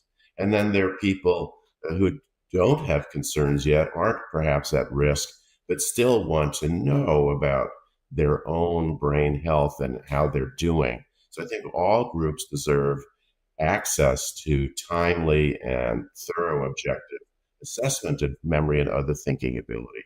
And, you already heard about the equity issue. I think everybody deserves access, not just people, for instance, who are well educated and live near medical centers. Thanks, Pierre. I mean, you and Erica both talked about the tremendous need for information and access for patients, caregivers, to be patients, people who are at risk. But the fact is that it's hard to do cognitive assessments reliably in a doctor's office, right? Physicians are not used to doing cognitive assessments. For the longest time, there was nothing they could do about it. So they are not especially motivated. They take time. You need a quiet room. And so there is a tremendous need to be able to do these cognitive assessments digitally at home. And I think that could be a game changer. Louisa, your thoughts? Yeah, just building on what Pierre and Erica said, I think flexibility is really key to what digital platforms can allow us. And I know we'll get into this in a bit, but having the flexibility to administer a cognitive test remotely in a doctor's office, in a exam room while a patient's waiting to see a physician, these sorts of changes to how we think about the way cognitive testing is administered can really increase access early on for patients. And that early piece is really important. I think that we have some tools right now that don't get used until patients are well into stages of the disease that are more advanced. And if we have more flexible measures that we can use in different settings, then it will be easier for us to get those into the hands of providers and patients themselves earlier so they can take action. That's great. I mean, there's no doubt that home-based assessments would really expand reach and access. Erica, just going back to you and your Brain Guide solution, how is Brain Guide going to help really provide equitable access to people who may be on the wrong side with the digital divide, or minorities who may not have the same healthcare access, for example? Sure. So my brainguide.org was designed with perspectives from underserved community, and they're at the heart of everything we do. We feature diverse voices and stories to help ensure that the communities that we're trying to reach have a platform that's designed to meet them where they're at. We've partnered with local communities to build trust. We had a faith and action program where brain health education was provided that was culturally appropriate for the Black faith community. And we're working on a similar program for the Hispanic community this fall. So it's really important to incorporate these voices up front, and also partner with communities to make sure that the educational materials that you're creating are aligned with the values of the community that you are working with. Thank you. I want to bring another concept here into this conversation, which is about agency. We are all very used to talking about our heart health, our muscle, our body fitness, our liver health, but nobody really talks about brain health.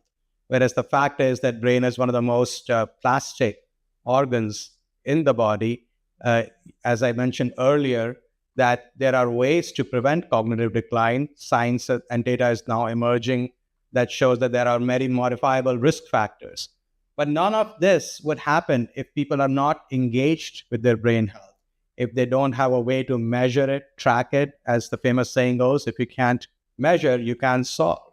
And so there is a tremendous sort of potential advantage of being able to measure your brain and cognitive health, your memory, and see how it's tracking over time. And if you see slight subtle changes, you actually go in and do something about it, right? It's not just about getting treated for a disease in a doctor's office. It's about lifestyle changes, etc., that one can make. Is that something that that we can also achieve by large-scale home-based digital cognitive assessments? There's large-scale awareness about brain health, tracking brain health, and preserving brain health, essentially, and improving brain resilience. Here, maybe I will go to you, given your experience with care and research. Sure, thanks. I guess what I would want people to, so I totally agree with that concept. There's a lot that we can do to optimize our brain health. The so-called Lancet Commission has published an update recently. There are 14 things that we can do, optimize treatment of hypertension, diabetes, the dyslipidemia, make sure we can hear and see, treat depression. I won't go through the whole list, but all of those things together could potentially reduce the risk of future cognitive impairment or dementia by as much as 45%. That's a lot. So I think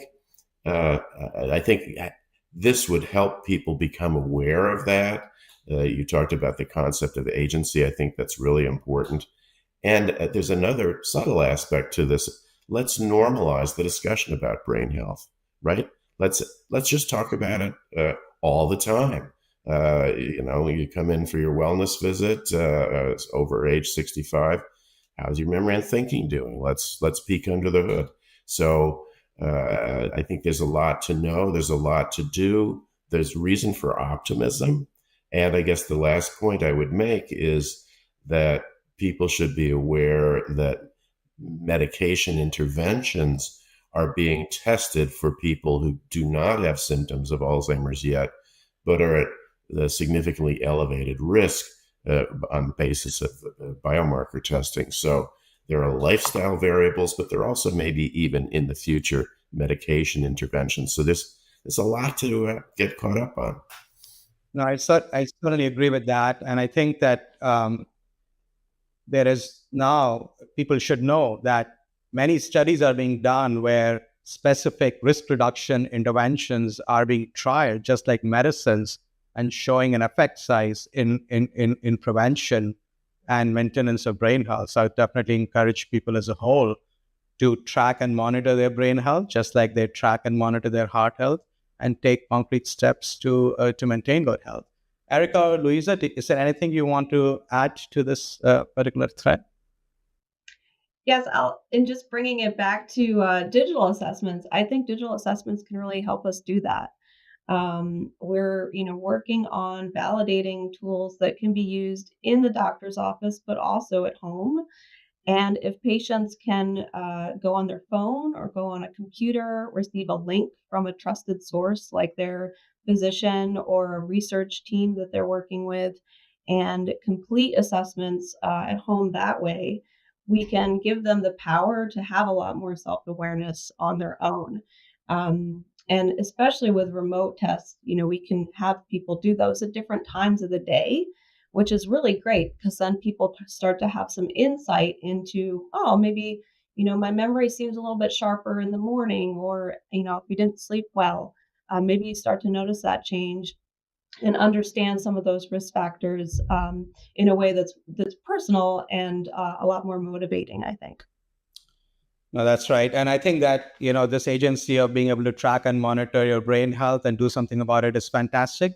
But there comes a time when you have to take a next step. Suppose the changes continue to persist, you have to go see a doctor. And this is where I want to bring in another very exciting technology that's been making the rounds, which is that finally we seem to have now reliable blood tests for detecting Alzheimer's and even monitoring it over time. And so the point is that none of these technologies are going to exist in vacuum.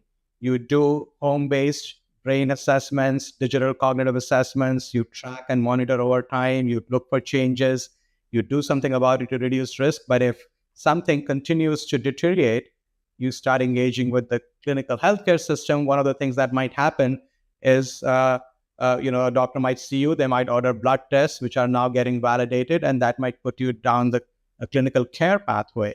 And so I do want our audience to think about how digital cognitive assessments sit in context with some of the other advances in technology like blood tests.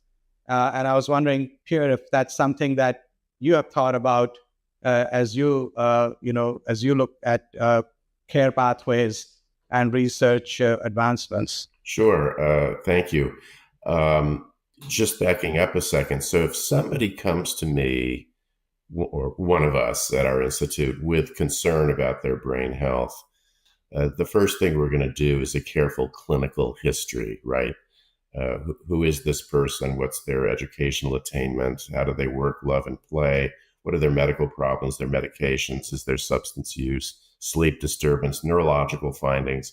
So we need to understand all of that. Have things changed cognitively? How have they changed? What about daily functioning? What about mood, behavior, psychological state? Then I'm going to do a neurological exam looking for things such as evidence of a hidden stroke or emerging Parkinsonism. Then I'm going to do standard, not the new biomarkers, but standard laboratory tests to see if the thyroid is okay, if the vitamin levels are okay. I'm going to do structural brain imaging to look for evidence of stroke or inflammation.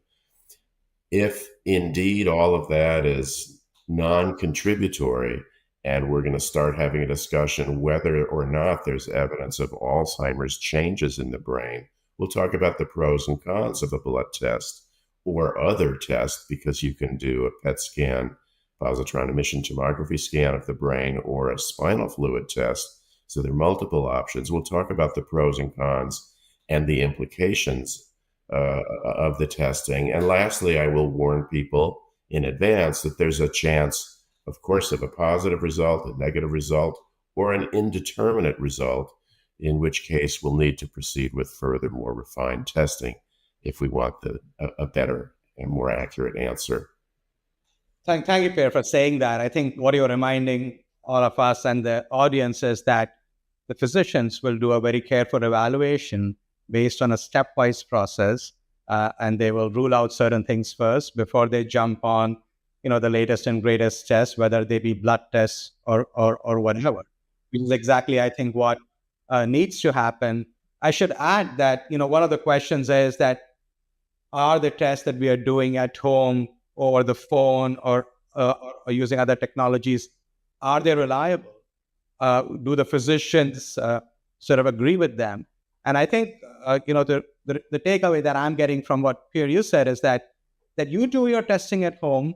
Obviously, there will be good faith assessments done to make sure that testing is reliable, that you're not getting unreliable tests being given to you.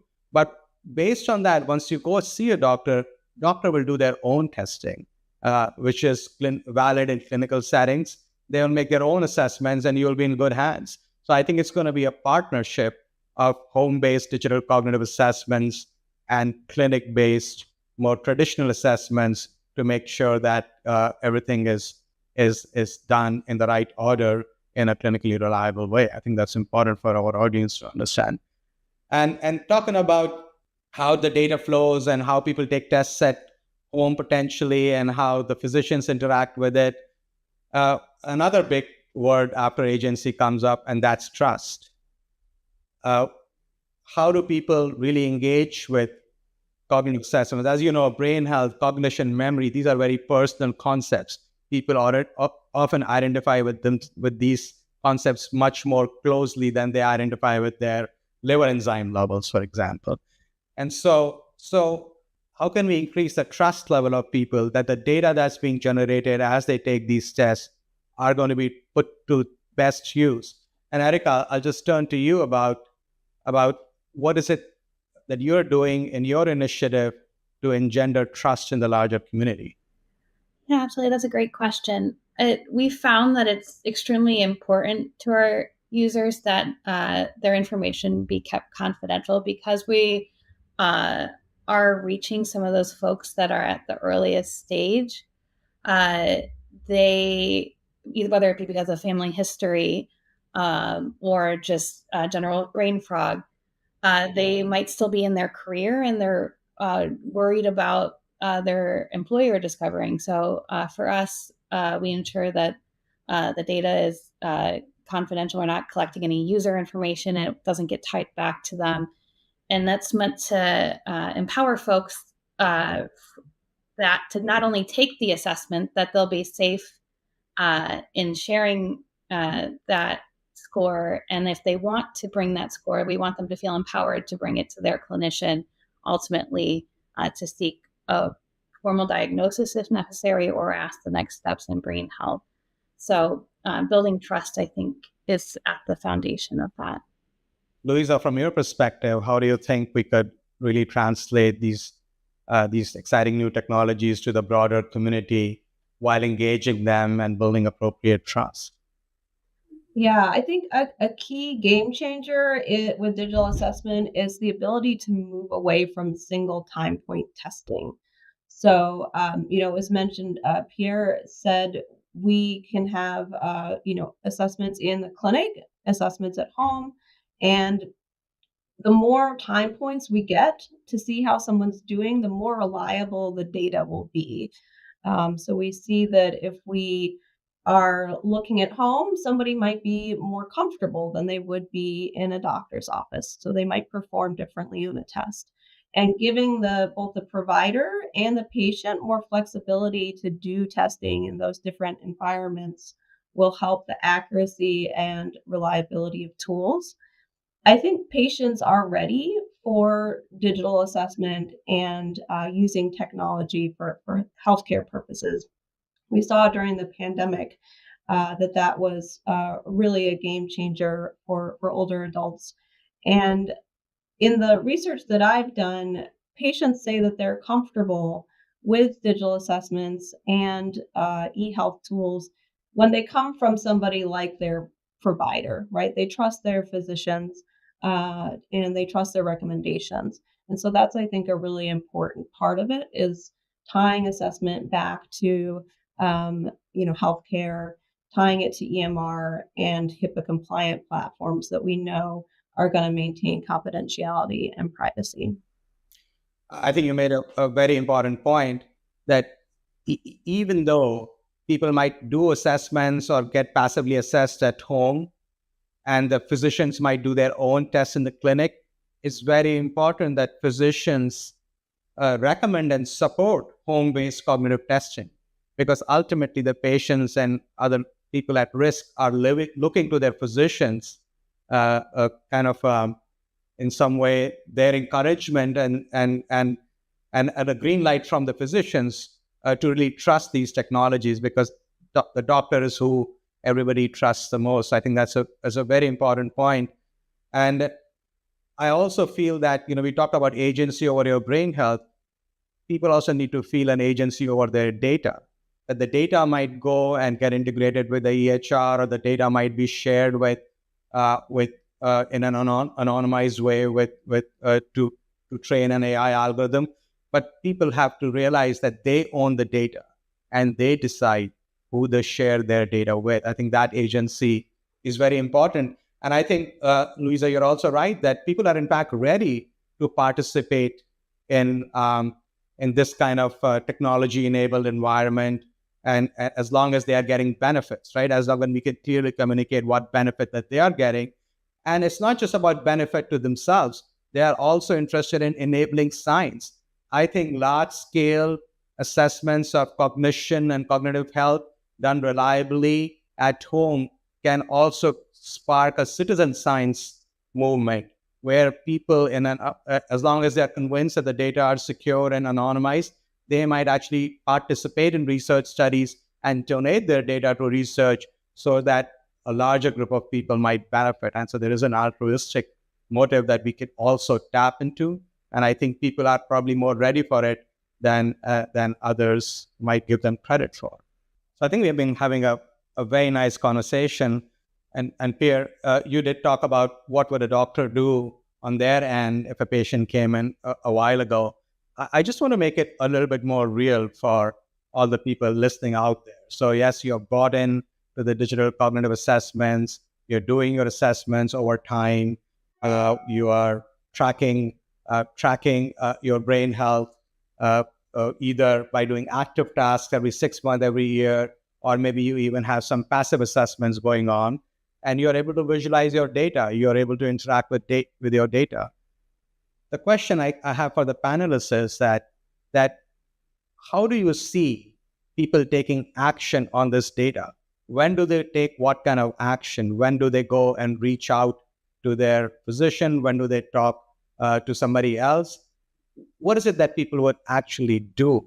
Or how will they know that they have to take a next step? Will that come from the tool? Will that come from conversations they have with other people?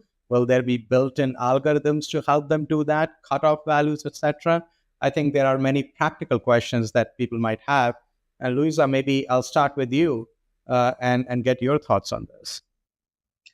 Yes, that's right. I think there are a lot of actions that people can take to protect their brain health, and we can see digital assessment tools kind of providing a segue into greater self-awareness and understanding of risk.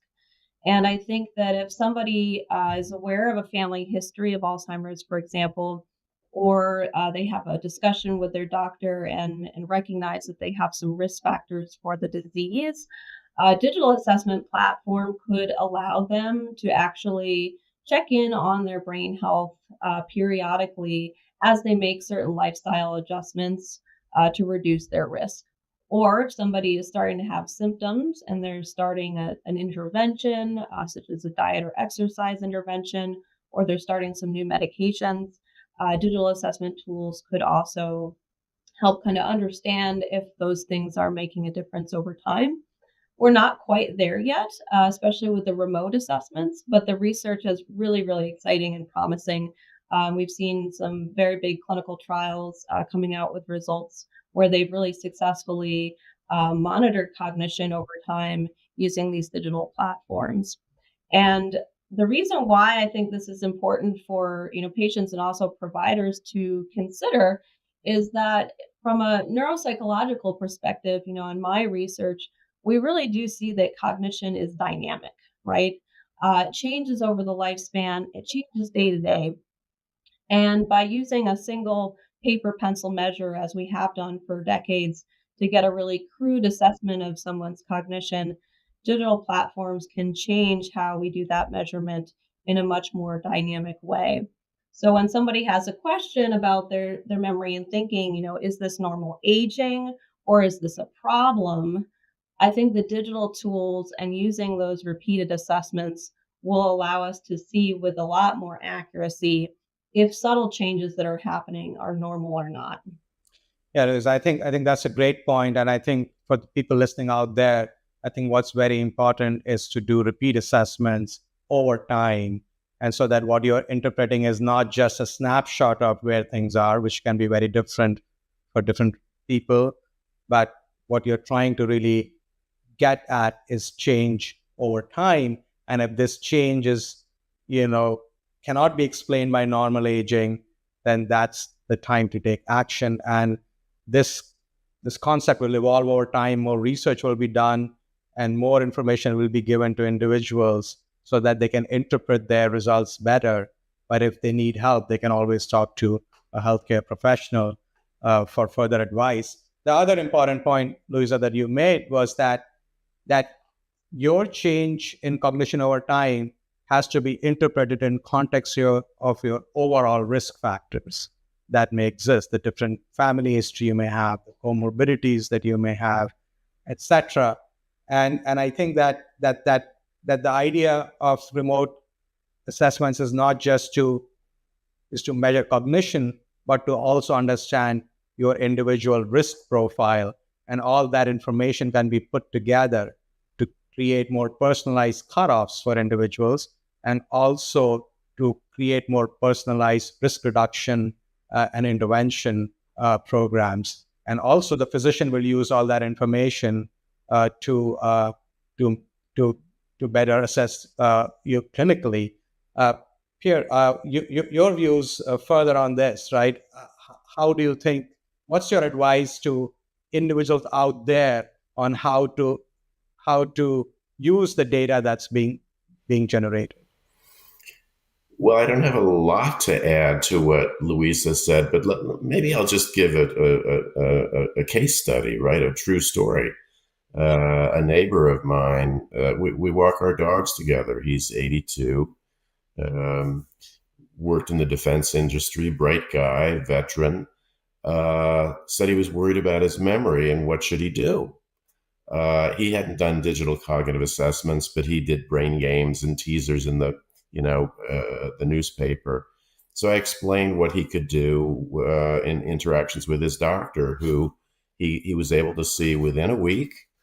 The doctor said, "I appreciate your concern," did the history, did the physical, did structured cognitive testing that suggested that my neighbor might have something called mild cognitive impairment, which is this zone where there are changes in memory and other thinking ability, but not functional impairment.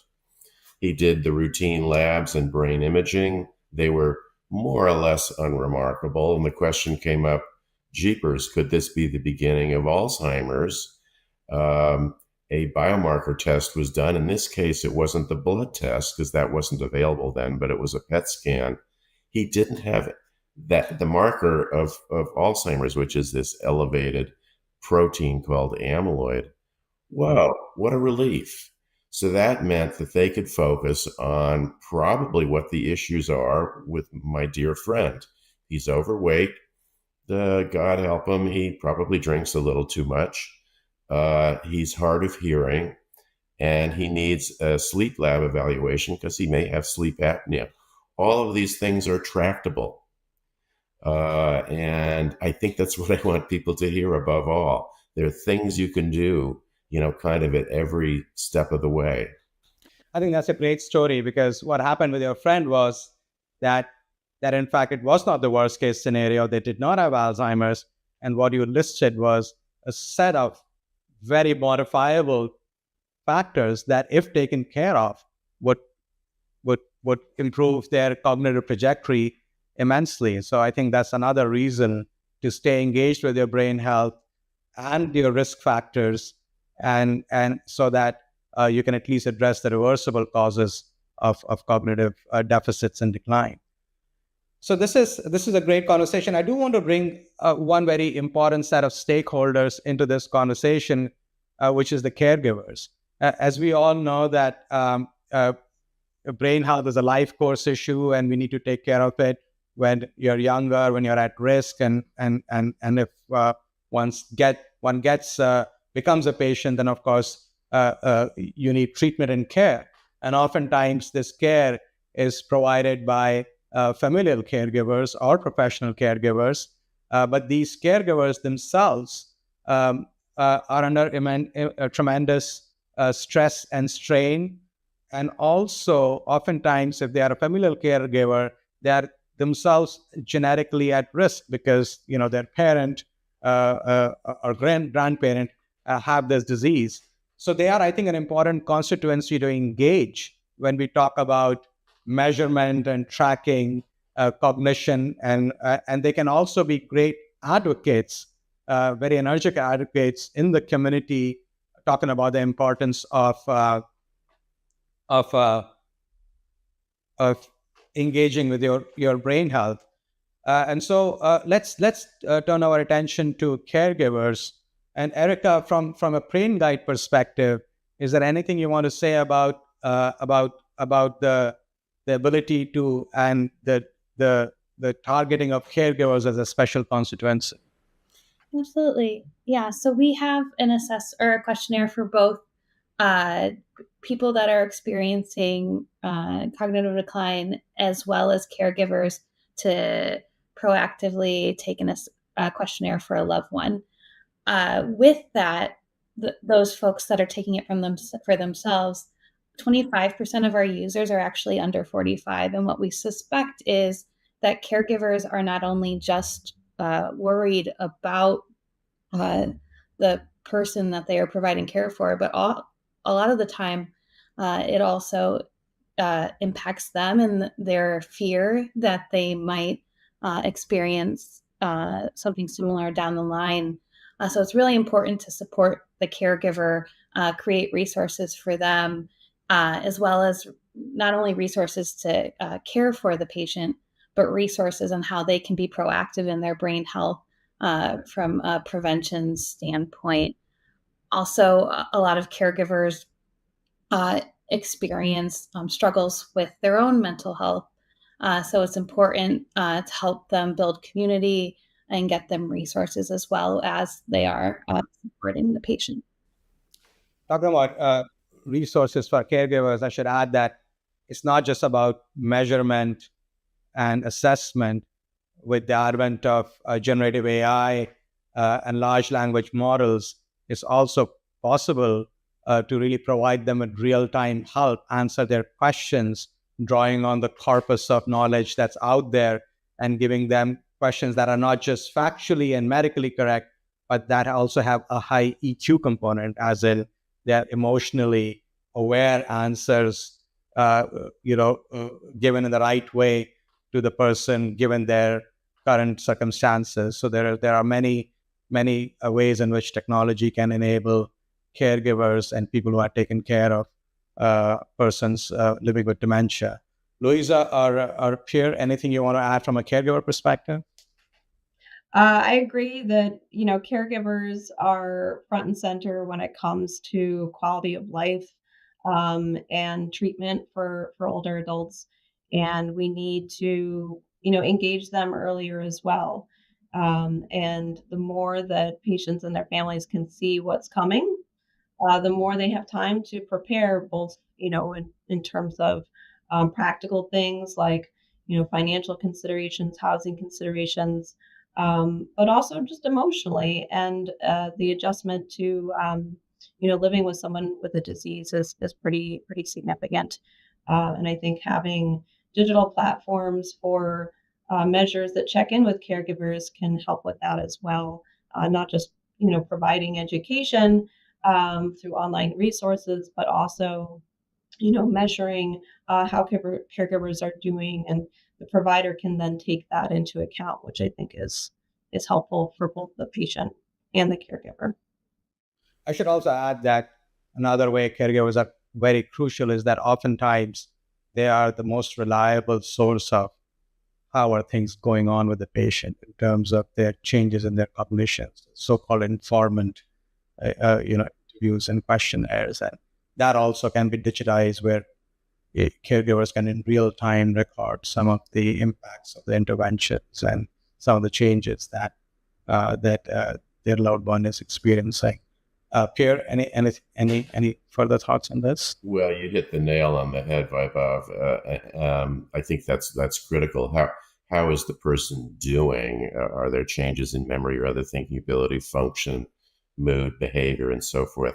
And I'll mention also, we tend to use, maybe it's a little trite, but we tend to use the term care partner instead of caregiver, sort of make it a little more of a neutral term. Absolutely. I think this has been a terrific conversation. From my perspective, digital cognitive assessments have offered the huge opportunity to do large-scale assessments in a very reliable way, in a way that gets past equity issues and access issues.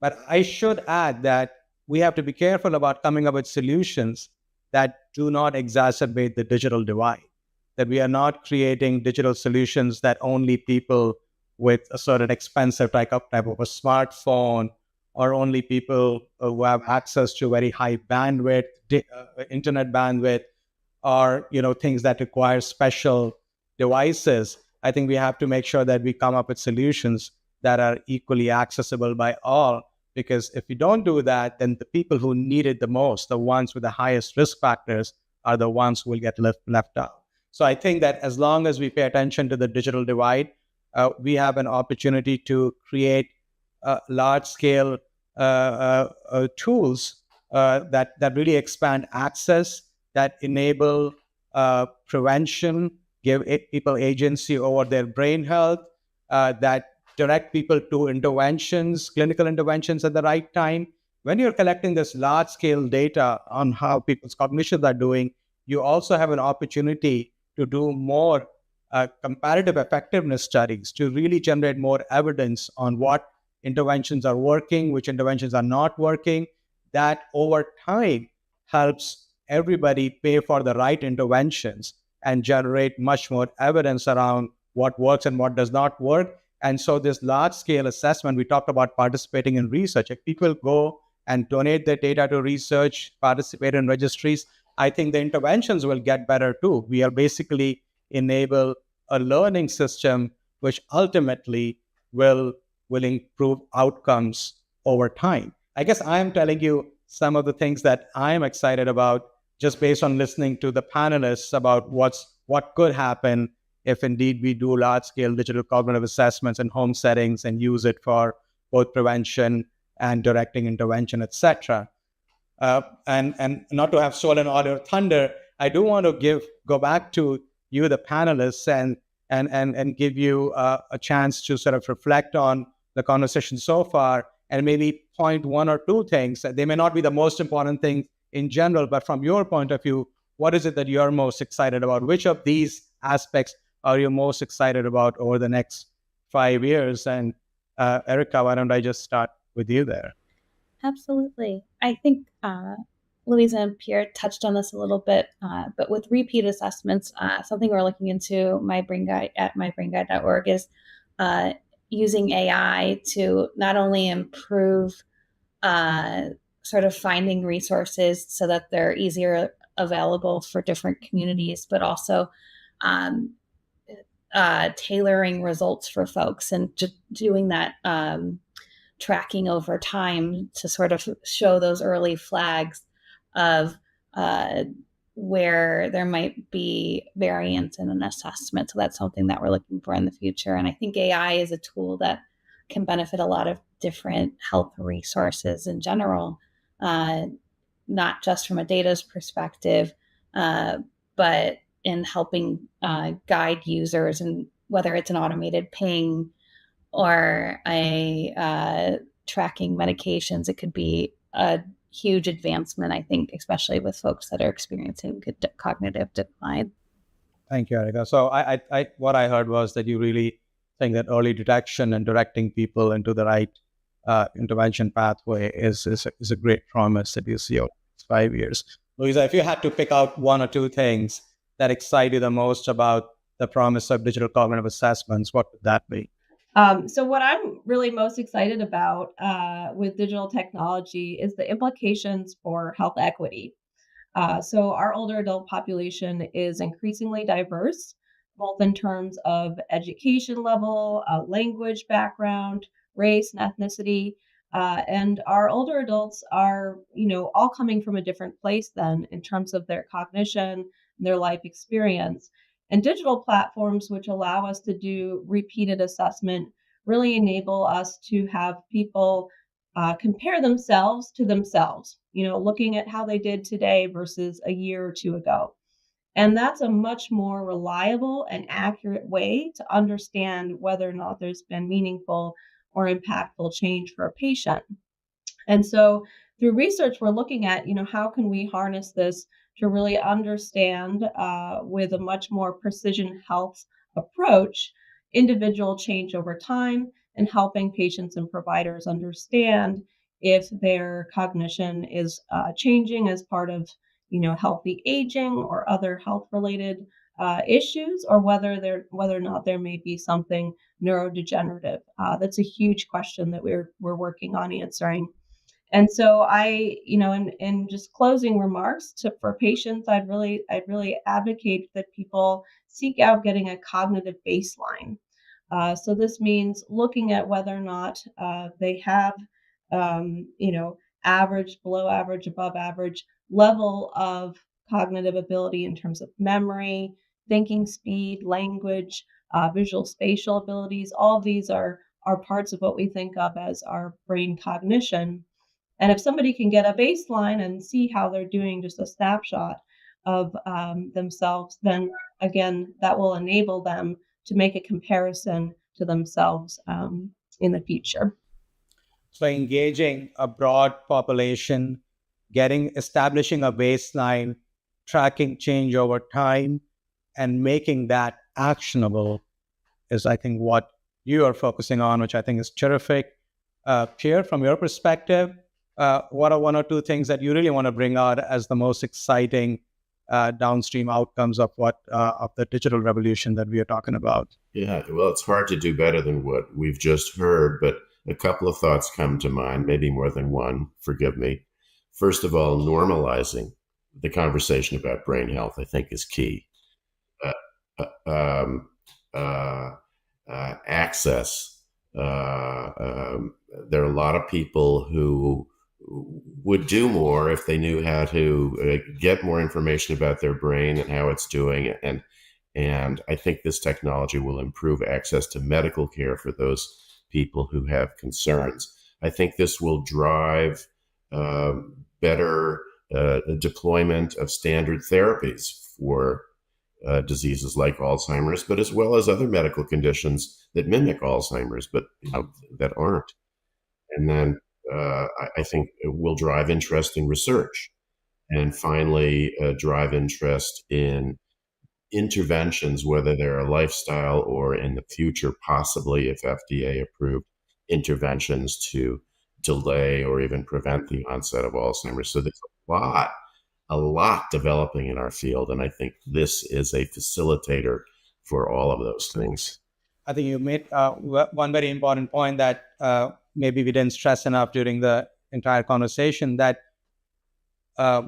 engaging with your brain health and cognitive health and the risk factors around it is not just going to improve your brain health, but it's also going to improve your overall health. And in fact, there is a famous saying which says that what good for your heart is good for your brain, and vice versa.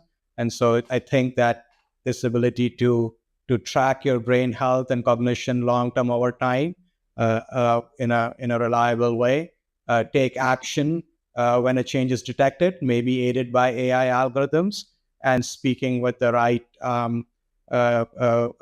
stakeholders, perhaps your partner first. Are you also noticing some changes? Maybe your doctor next. I think that would be a great way to improve outcomes, enable prevention, and also to direct the interventions at the right people at the right time.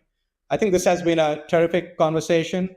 We've covered a lot of ground. I would like to thank you all again for your engagement, and hopefully our audience found it useful. So thank you very much. Thank you, Dr. Narayan. And a big thank you to all of our panelists for that insightful discussion. In just a few moments, our next panel will focus on their powerful efforts to break the stigma surrounding Alzheimer's. That conversation begins at 3:30 Eastern, so stay with us.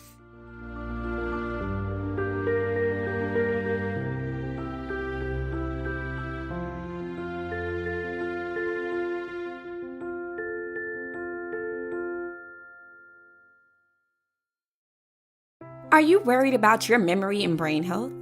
Do you have concerns about a loved one? Us Against Alzheimer's can help. Brain Guide is a free platform that provides you with knowledge and resources to take the best next steps in managing your own or a loved one's brain health. Brain Guide includes confidential memory questionnaires that can be taken over the phone or online in English or Spanish. If you have memory concerns for yourself or are noticing changes to your thinking or memory, you can take a self-administered questionnaire. If you have concerns about a loved one's memory, you can take a questionnaire for someone in your life that you see often. When you are done, we will send you tailored resources based on the answers you gave us.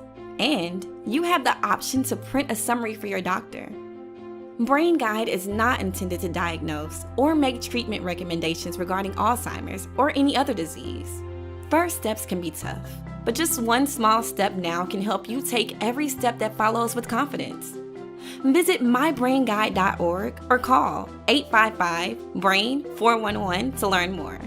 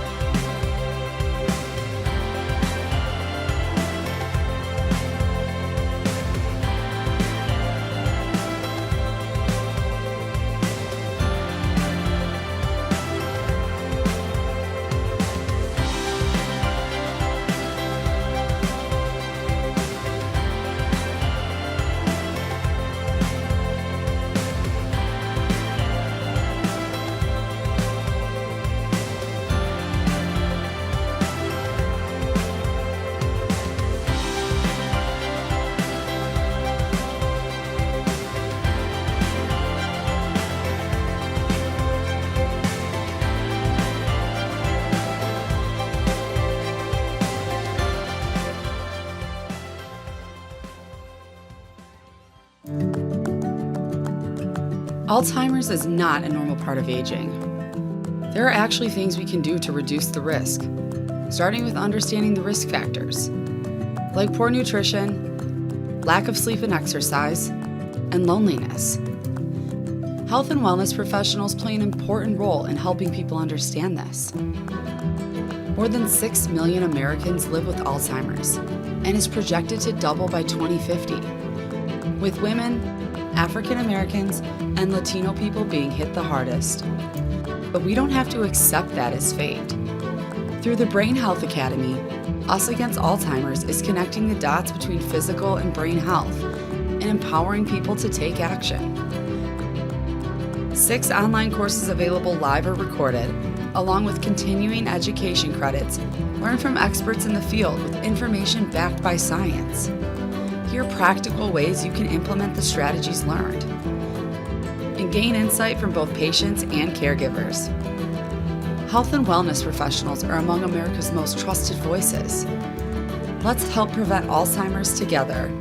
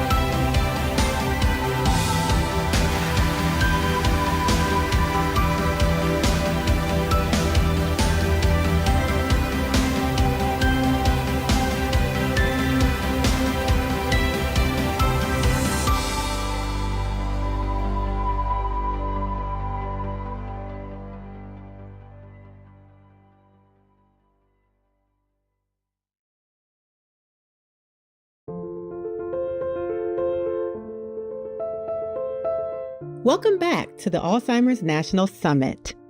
Our next discussion features remarkable individuals who have refused to let an Alzheimer's diagnosis or even the fear of one define their limits. Along the way, they're helping to break the stigma surrounding the disease. Each of them has made a conscious choice to prioritize brain health and share their journey with purpose and passion. What was the moment that shifted their mindset from fear or limitation to action and advocacy? To lead this inspirational conversation, please welcome Deborah Kahn, founder and executive editor of Being Patient. Hello, everyone, and welcome to today's session. Anything is possible, the race to be the last Alzheimer's patient. Today, we are joined by some pretty inspiring people. Whether they have a diagnosis or not, they're all moving the needle to normalize the conversation around brain health and dementia. So welcome to our panelists. I'm going to just give them a brief introduction and then we're going to hop into the conversation.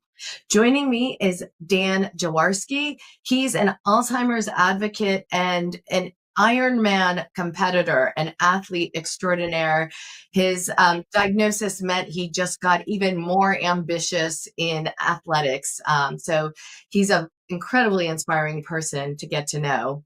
Phyllis Jones, she doesn't have a diagnosis of Alzheimer's, but she was a participant in the Pointer study. And the Pointer study, as a lot of you know, is a lifestyle intervention. It's a clinical trial that really tests whether lifestyle changes can prevent cognitive decline and dementia in older adults. Phyllis has really had a very life-changing experience with the Pointer study and is here to tell us more.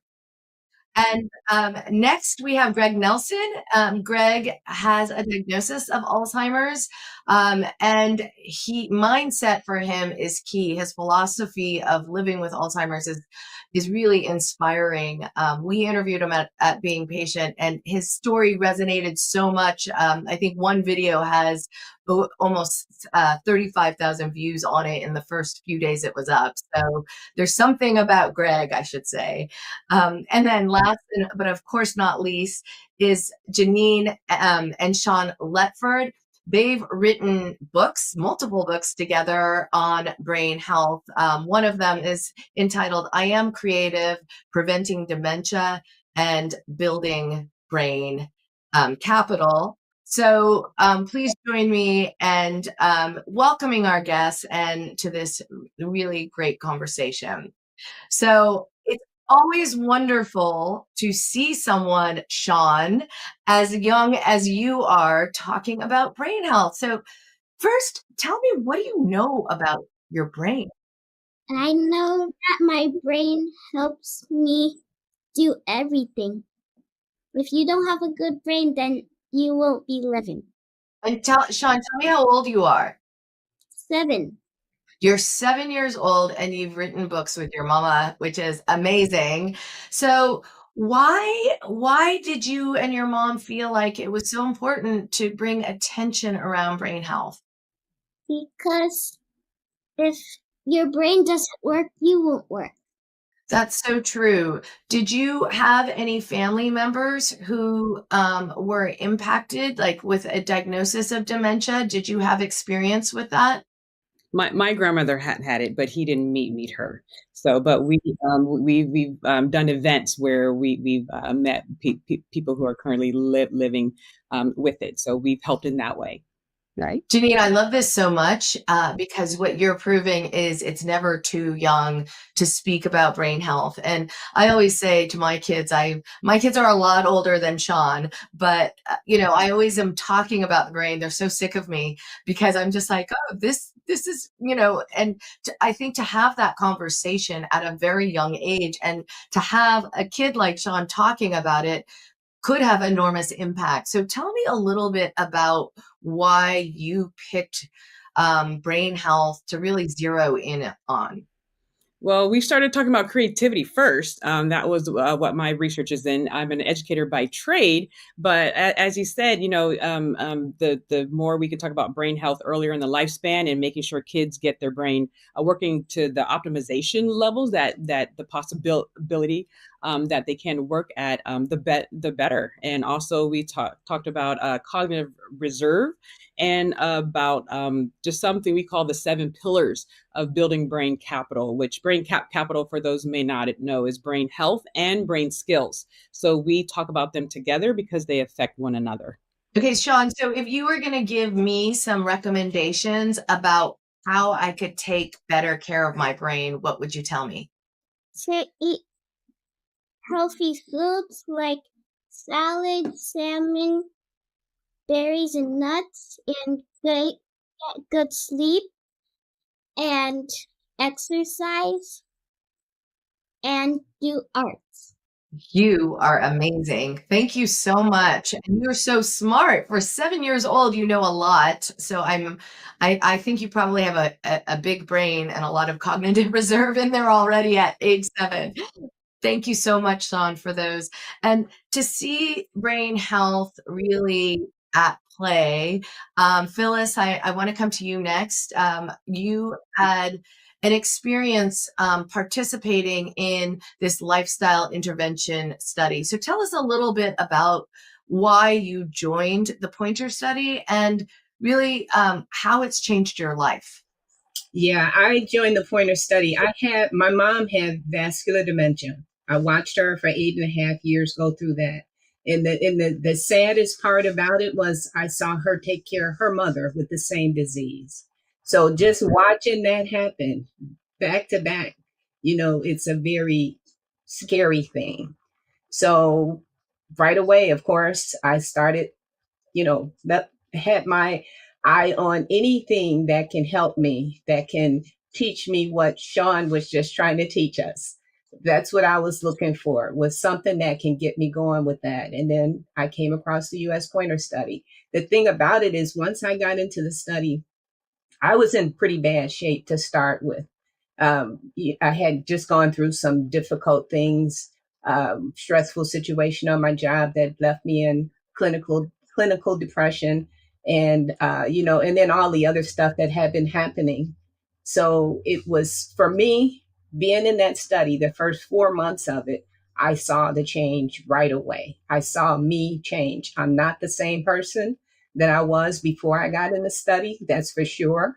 I don't think I'll ever be that same person again. Now I have hope. I have hope, and I feel like there's something that we can do. Because even with just the first 4 months, the study was 2 years long, but for the first 4 months, right away, I saw that everything was changing for me. Once you start eating right, exercising, challenging your brain, once you start doing all of that stuff, it almost opens you up for socialization. You become open. You're open to talk to people. You're open to have conversations because you're not in that same drag that you were in before. So it just made a huge difference. It changed my life. I'm not the same person I was before the study. And I do feel like I have a lot of hope.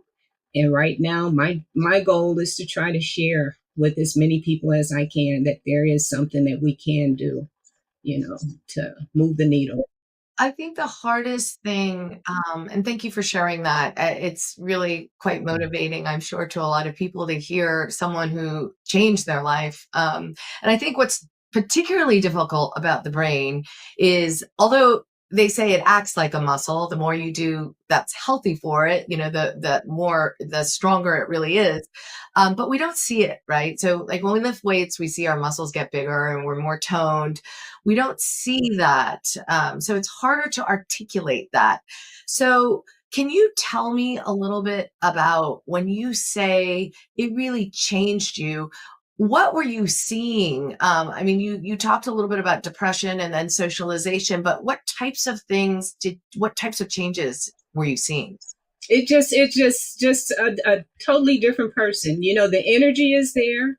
We get to a point where we say we don't want to exercise because we're tired. We don't have the energy. but it's a weird thing because the energy comes from exercising. When you're moving and all of that, you get the energy. So the energy was there from doing regular workouts, regular exercise. And of course, with the US Pointer study, I was in the structured group. So they took us slowly. They didn't just say, okay, you got to do 30 or 35 minutes a day, 4 times a week, to start with. No, we started out with 10 minutes a day, 4 times a week. 10 minutes. That felt like that was nothing to me. But thank God they did that, because if they didn't, I'm sure I would have got in there and tried to do 30 to 35 minutes and hurt myself or got discouraged. But doing it slowly and understanding the reason you're doing it slowly is to keep from having injury, to keep from turning yourself off, to creep it into your lifestyle. That was huge to us, to our team. That was huge. And then also the whole thing of making a conscious choice to work out. It wasn't just, this just happens or one day or, it was making it part of your day. However you have to fill it in, however you have to do it, make it part of your day, that's important. And then the other things that Sean was talking about, which I got a lot of knowledge from him, even though he's 7 years old. But a lot of the things that he was talking about was the food. Once you take all of that stuff that's poisoning your brain, that's slowing your brain down out of your diet, it's just amazing to me. I just know that I'm a different person. I went through that study and I started being an advocate before I knew the results of the study. I keep saying, I don't know what they saw in my brain. I have no idea, but I know how I felt before I got in the study, and I know how I felt after, doing the protocol for a certain amount of time. And I know it's a totally different feeling. It's a totally different feeling. Yeah, that's amazing to hear. It makes a lot of sense to me. I'm a runner, and when I miss my runs one day, I can feel I'm losing focus, right? It's just something, and you can do amazing things when you exercise. Like sometimes I can write entire speeches in my head just on my morning run, and I can't describe it. It's like something happens in my brain, which is perfect segue to Dan, who has made an Alzheimer's diagnosis mean that he's not slowing down anytime soon.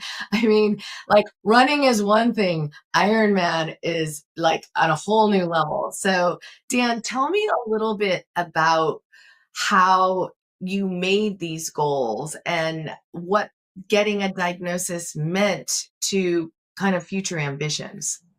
Yeah, well, it's a gut punch when you get told this thing. But I came up with this philosophy that, you can't change what happens, but you get to choose your response. And that's very powerful for me. And we had just been in Thailand, and of all places, I met this monk over there, and he said some words to me that have just stuck with me. He goes, all life is suffering. What are you going to do about it? And I came up with 3 things for him later, which were, for me, the first one was I thought that every day is a gift. So gratitude is the first thing for me. I mean, we're so lucky to be born in this country and have all these kinds of things, and I'm just so grateful for that. The other thing is impact. If you really want to make things better, go do something for somebody else. And the last one is adventure, is that I want to, whatever time I have on here, and I'm trying to do everything I can, is just to be impactful on the people that I'm around and the people that I don't even know, just try to make this place a little bit better. So it's really simple. My goal is to get up and make today is going to be a great day, and tomorrow will be a great day too. And that's where I kind of compartmentalize it all. Dan, tell me a little bit, how were you doing Ironman competitions prior to your diagnosis, or was Yes. this something? Yes. Okay. Yeah, but I always wanted to get into Kona, and you have to qualify, but there was a way. And so I called them up, and they allowed me to get into the world championship in Kona in 2022. It took me about three and a half years to get there because of COVID, but finally made it through. And it was just, I had so many people with me, and I dedicated each of the 140 plus miles to people that are living with it or have died from this disease or were caregivers. And that's amazing. I mean, Kona is not easy. It's not. It's No. like we're in the. It's like one of the top, right? Right. You got lava on both sides of you, which is refracting heat, really in the morning and the evening. The swim is tough, and the bike ride can be very windy. So it's a punisher, but it was something that I knew I was going to finish. There was no, I would have crawled to do that, because I had so many people that I'd got to know from all over the world, and people that had just the most interesting stories, that had been in wars, that had done amazing things, that were in, and so it was just something I can't stop going for that. And so you are still exercising a lot. Are you still competing? Yeah, I've got in October, I've got the half Ironman in Wilmington, North Carolina, and another Alzheimer's friend of mine, Scott Berkowitz, he's going to be there as well, and a bunch of friends that are also doing. No stopping, Dan. Tell me a little bit about what exercise does for you. Yeah, I mean, it's my number one. If you were, I'm not a doctor or anything, but I think exercise number one, diet number two, movement is medicine without a doubt. And when you feel better, your body's more fluid. I think the toxins go away. So that, and then the diet is just the other really big one. And I've been a stickler on the Mediterranean diet. I went over to Sardinia with a group to check out the blue zones here recently. That was amazing to see. All these people, they had all these murals in the town of people that had lived over 100 years. And it's largely because they're very active, they're very socially content, and they eat amazingly simple foods, lots of colors, not all this junk that we put our money. When you go to the don't get your food from one of the gas stations. Get it from a farmer, or get it from a really good wherever you can find it, I guess. Yeah, it's amazing. I'm so inspired to hear that you traveled to Sardinia. That's wonderful. So, Greg, I can't really put into words how much impact your video that you did with Being Patient had.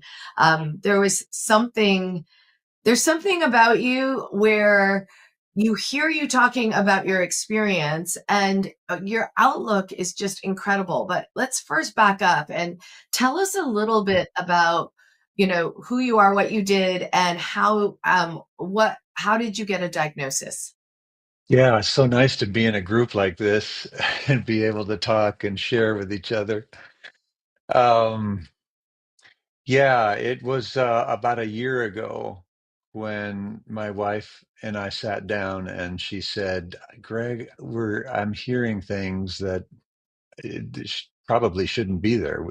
In other words, I couldn't think of certain words or certain phrases and this kind of a thing."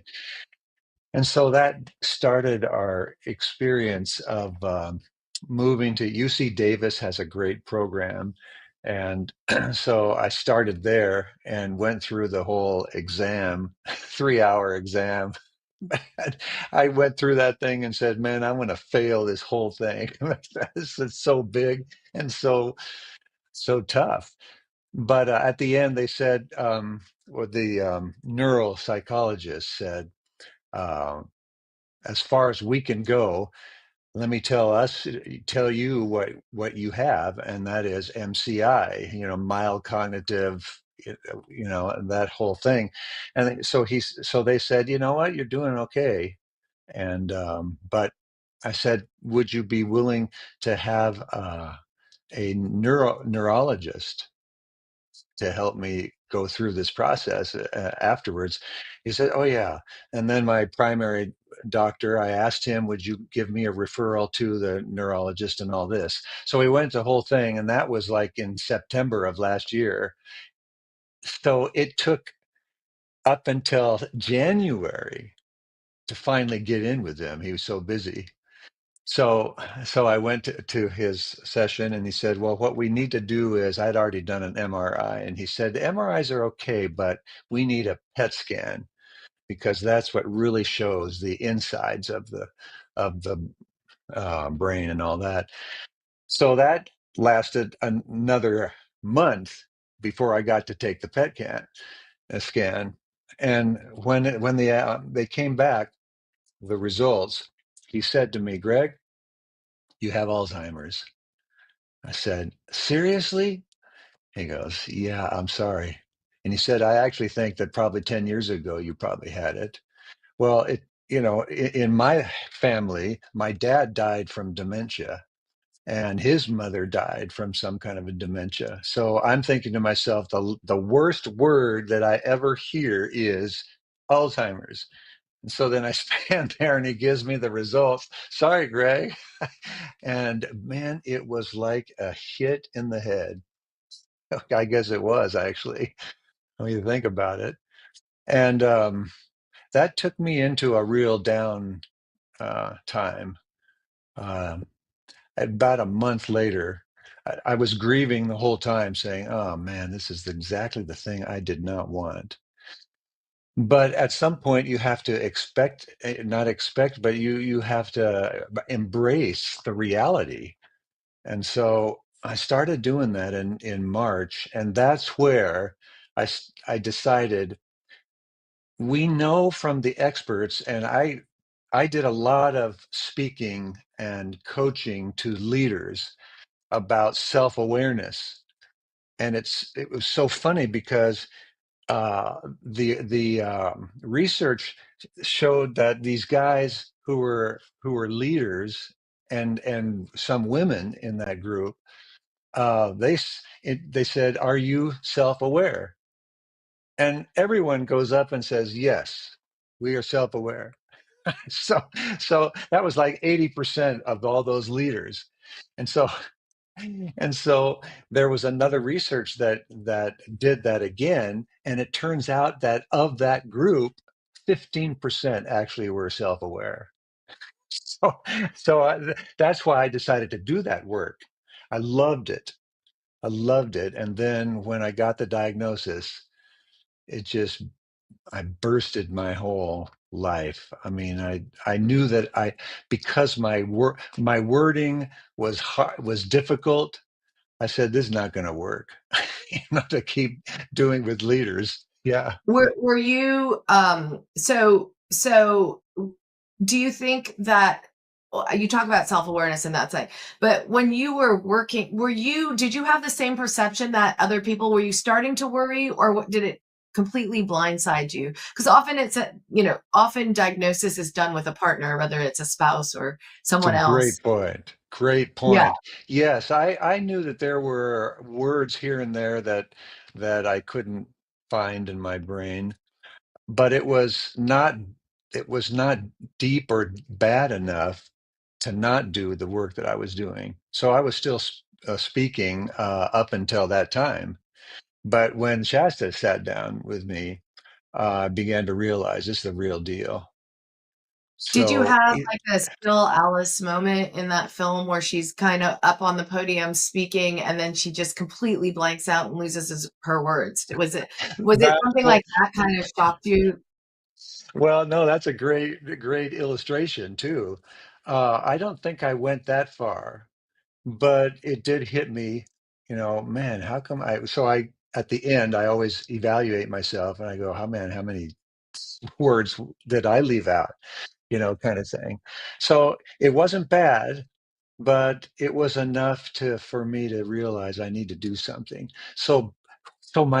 Here's the thing for me, when you talked about what you saw before for me. Uh, Purpose, we know from the experts, purpose is the number one thing that helps our brains. We have to have a sense of purpose to do what we think we're called to do. So, when I thought about that, I said, you know what? I'm not going to be standing on the platform like I used to, but I can give. I said to myself, I'm going to actually, um, my purpose is going to be writing social media, because I can still write and the whole thing. And that gave me a sense of purpose again, because we can't live without meaningful purpose. So it's been amazing, as you realized, man. I mean, yeah, I tell you, the people that I've gotten words from and comments, oh man, it's just unbelievable. Had you been on social media before, was that kind of your first foray? No, I've always used social media for my work. So in this case, I had a lot of people that were following me anyway. But when I started the first post, and the post was the biggest word in the world, kind of thing. So everyone started reading this, and they go, "Oh man, we better start reading this stuff." And and so it just went up and down, because I wasn't trying to tell people anything, but I wanted them to see my journey, and maybe they could learn something from my journey. And so I've been doing that ever since March. That's And amazing. it's been, Dan, Dan, tell me a little bit about your diagnosis. How did you know that things were going wrong, and what was your experience with diagnosis as well? Yeah, well, I know, like a typical male, I noticed nothing. So the truth of it was, we were driving to a basketball game 3 miles from my house, a place that I've gone to very many times. I'm very friendly with the coach, and like a big basketball nut.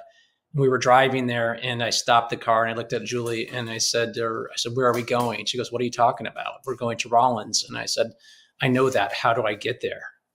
So that's when so everyone around me noticed it, my kids, Julie, and then that was the instance to go get down the whole getting tested train. And I can attest to the 3 to 4 hour tests. Those are brutal. Yeah. Right I don't on. care what Marianne's shoe color was in that story, but for some reason they think it's important. And That's a good one. Yeah. yeah. So that was, and it was that point I went to my doctor, and she said, we're going to hope for the best, prepare for the worst. And if you don't have a bucket list, start doing it. And that was actually great advice. So beautiful. Yeah. So, Phyllis, I wanted to ask you about that kind of assessment, because you don't have a diagnosis. You're like focused on your brain health. Were you subjected to the amount of cognitive assessments that these? It was brutal. It's brutal. Yes, we would have to they would tell us to make sure that we set aside 4 hours for the doctor's appointment, and so we did that. Baseline. We did it again at the 1 year mark and at the 2 year mark. But the other times, every 6 months, we were going to the doctors. But the cognitive exams, yes, we went through that, and it's exhausting. It's exhausting. Yeah. So, Janine, with your work, what do you tell people in terms of kind of keeping in check with their brain health? You've written a couple books, I know. What is the key for just the average person at home, maybe with a family disposition? I have a mom with Alzheimer's. That was my wake-up call, that I care about my brain, and I really, like your son, Sean, I'm constantly talking about my brain to my kids. But what is it that we can do to really keep that health in check? Like, in the absence, most people aren't going to have 4-hour cognitive assessments, right? When there's not a problem, unless you're in the study, right? Well, that's a great point. I'm in my mid 40s, and just hearing stories like Greg's and Dan's, and seeing what Phyllis went through to be a little bit more on the proactive side. Our brains are built for storytelling, and my background is in creativity and human development. So we know what moves people. Emotion moves people. Stories move people. So bringing, just as Dan said, or Greg said, the awareness, self-awareness is key in so many fields: creativity, thinking, social relationships, but also your brain health.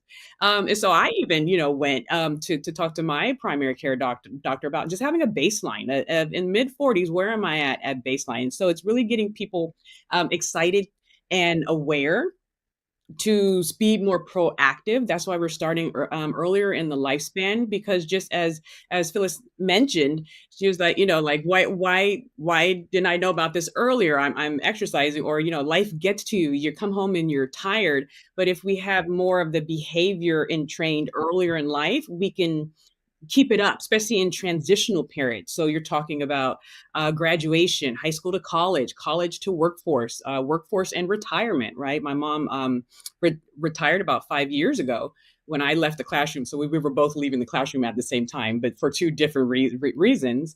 But these transition periods, getting people self-aware of how do we keep up the brain healthy behaviors at these critical periods. And lastly, I'll mention that the research says, as Greg said, that it shows up in the brain earlier in life before behavior shows up. That is critical. So part of our work, we have the Lyrics and Leadership Institute, which uses like music and arts and like music of Prince and Dolly Parton to teach brain health, to teach to teach the 7 pillars that Sean teaches in our work. Like, how can we get people excited? Because we should be targeting people in their midlives, and those are the 30s heading into, which really means we should be targeting children. So when they get into midlife, it's already a way of living.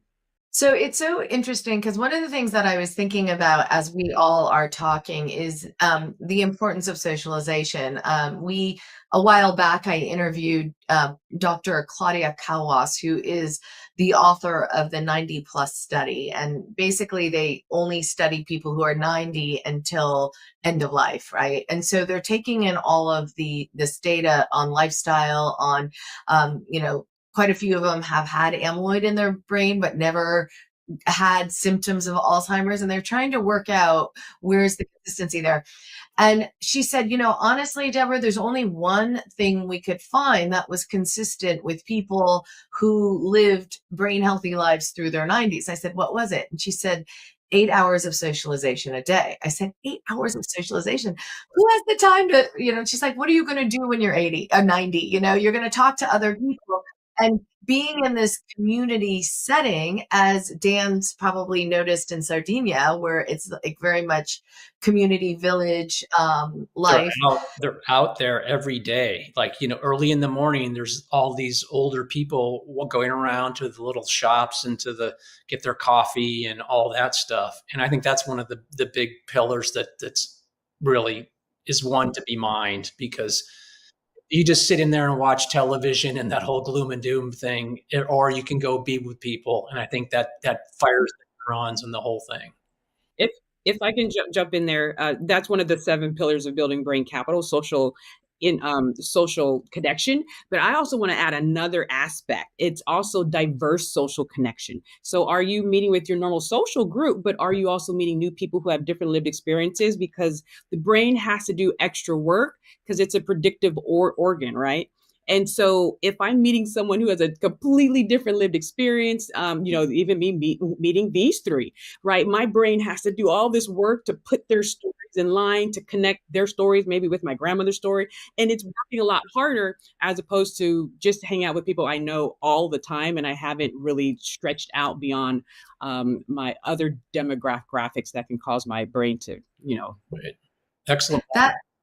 Yeah, that's a really good point. Actually, I'm mindful of every Friday I run with my son, and we'll occasionally invite a friend who's that age. But I actually love that because I start thinking the way they think, which is not the way I think, right? And so it's like, I think socialization with people who aren't right on par, maybe not in your age group, or have a different type of lifestyle is a really great, that's a very great point. And which brings me back to Phyllis, because Phyllis, one of the things when we interviewed you on being patient, what was so endearing is you've made one of your best friends through the Pointer study. So tell us a little bit about that. Yeah, I have been calling her my new best friend since I think 2 months into the Pointer study. I met her. She's 15 years my senior, so she's 81 years old. So even though she's 81 years old, I can't keep up with her. She is an inspiration to me. The things that she does, it's just so motivating. and we were in the study together. So we had something very much in common, even though we had the huge age difference. And even today, we talk to each other just about every day. And we still make sure that we're still on par with what what we learned in the study, continuing to do it. And it's just she lives like 5 minutes from me. And that was one of the things with the US Pointer study is they made sure that we were a community. So we worked with people that lived close by us. So when we started, figuring out things like where we're going to shop, what are we going to do, those kind of things, which gym to go to, we're right in the same neighborhood. So we were able to work together that way. But her, she's a gem to me. When I think about her 80th birthday, for her 80th birthday, what she did, which scared the bejesus out of me, was she did this long drive by herself to go visit her sister in Fayetteville, Arkansas. So she drove all the way from Chicago to Fayetteville, Arkansas for her 80th birthday. But what she did is she mapped it out so that she got a chance to stop and visit other people that she knew along the route, and had a party at each one of those stops until she had her biggest party with her sister, when she got to Fayetteville, Arkansas. And then she came back a different route, meeting, spending time with other people. It's just that type of thought. I cannot imagine other people in that age group even considering that, but she just, she has the energy and she wants to go. And I think it's awesome. That is such an endearing story of you two. And, you might have never have met before if it weren't for the study, right? There's no way we would have met. There's no way. And we don't look like we're best friends, but we are best friends. I talk to her every day. We talk about everything and anything. And all of that came from the Pointer study. I just think That's amazing. Yeah. So, Greg, when we had interviewed you, you said something that really resonated with me. And you said with your diagnosis, you've learned to live a different way, which is one day at a time. Tell me a little bit about that perspective and really just what it means to you. Yeah, excuse me. Yes, so like Dan said, I have that motto or whatever. I wake up in the morning and I feel my limbs, everything's there. I look, my legs are good. Okay, I stand up. Oh, that's good. This is going to be a good day, is what I end up saying. Here's why I do that, because it is so easy. I have I don't know if you know the Gallup Strength Finder. I use that all the time for my working with people. And this time I was doing this to myself. I have futuristic. So I always am looking down the road to see what's up there, what's out there. And I said to myself, man, I'm not going to do that, because the farther I look, the more uh, difficult it gets. I mean, really, we're all going to die. So we all know that part, but we don't know when and how. So I just decided that the best thing for me is to just do it one day at a time. It's not that I don't look down. I mean, tomorrow I'm flying with my wife to Japan. I was born and raised in Japan. So I lived there for about 16 years. And I've only been back once. So that one, I'm looking ahead saying, oh, this is going to be good, this kind of a thing. But to try to build a sense of future, man, that's impossible for all of us. So anyway, that's what has been helpful to me, really. That's a great way to look at things. When you say just take it one day at a time, it really resonates because that's how we really grow and we move forward, right? So I have a question though, Dan, for you. You were an Ironman competitor prior to your Alzheimer's diagnosis, and that hasn't slowed you down, obviously, at all. How has competition changed since you have gotten a diagnosis?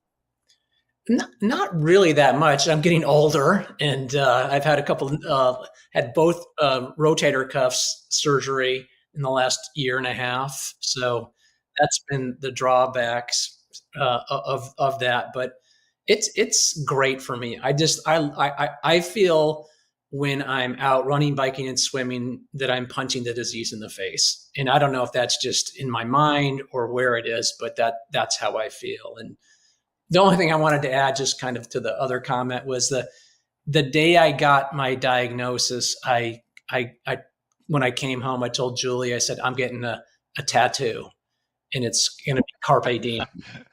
And she had the greatest response. She said, Nice. yeah, can I get one too? And then that spidered out to where my son and my daughter came over, and then they had Carpe Diem. Of course, my son has it over half his body, like Adam Levine. And then my training buddies came over. So I've had a lot of people do that. And that's just to remind myself today's a gift, right? Carpe diem, seize Yeah. this day. That's what you have. Yeah. And if you Yeah. can't have Beautiful. that day if you just stay in that mode, because you can't. Do you, Dan, maybe this, I mean, I know Phyllis, you participate in research, obviously through the pointer, but I'm curious about, a lot of advocates also play a role in research participation. Where are you guys on that? I mean, you sound like you're both pretty busy, I'm not sure, but I want to know what your views are. If you've participated in a study, is it something you'd consider? Where are you on that? Dan, let's start with you. Yeah.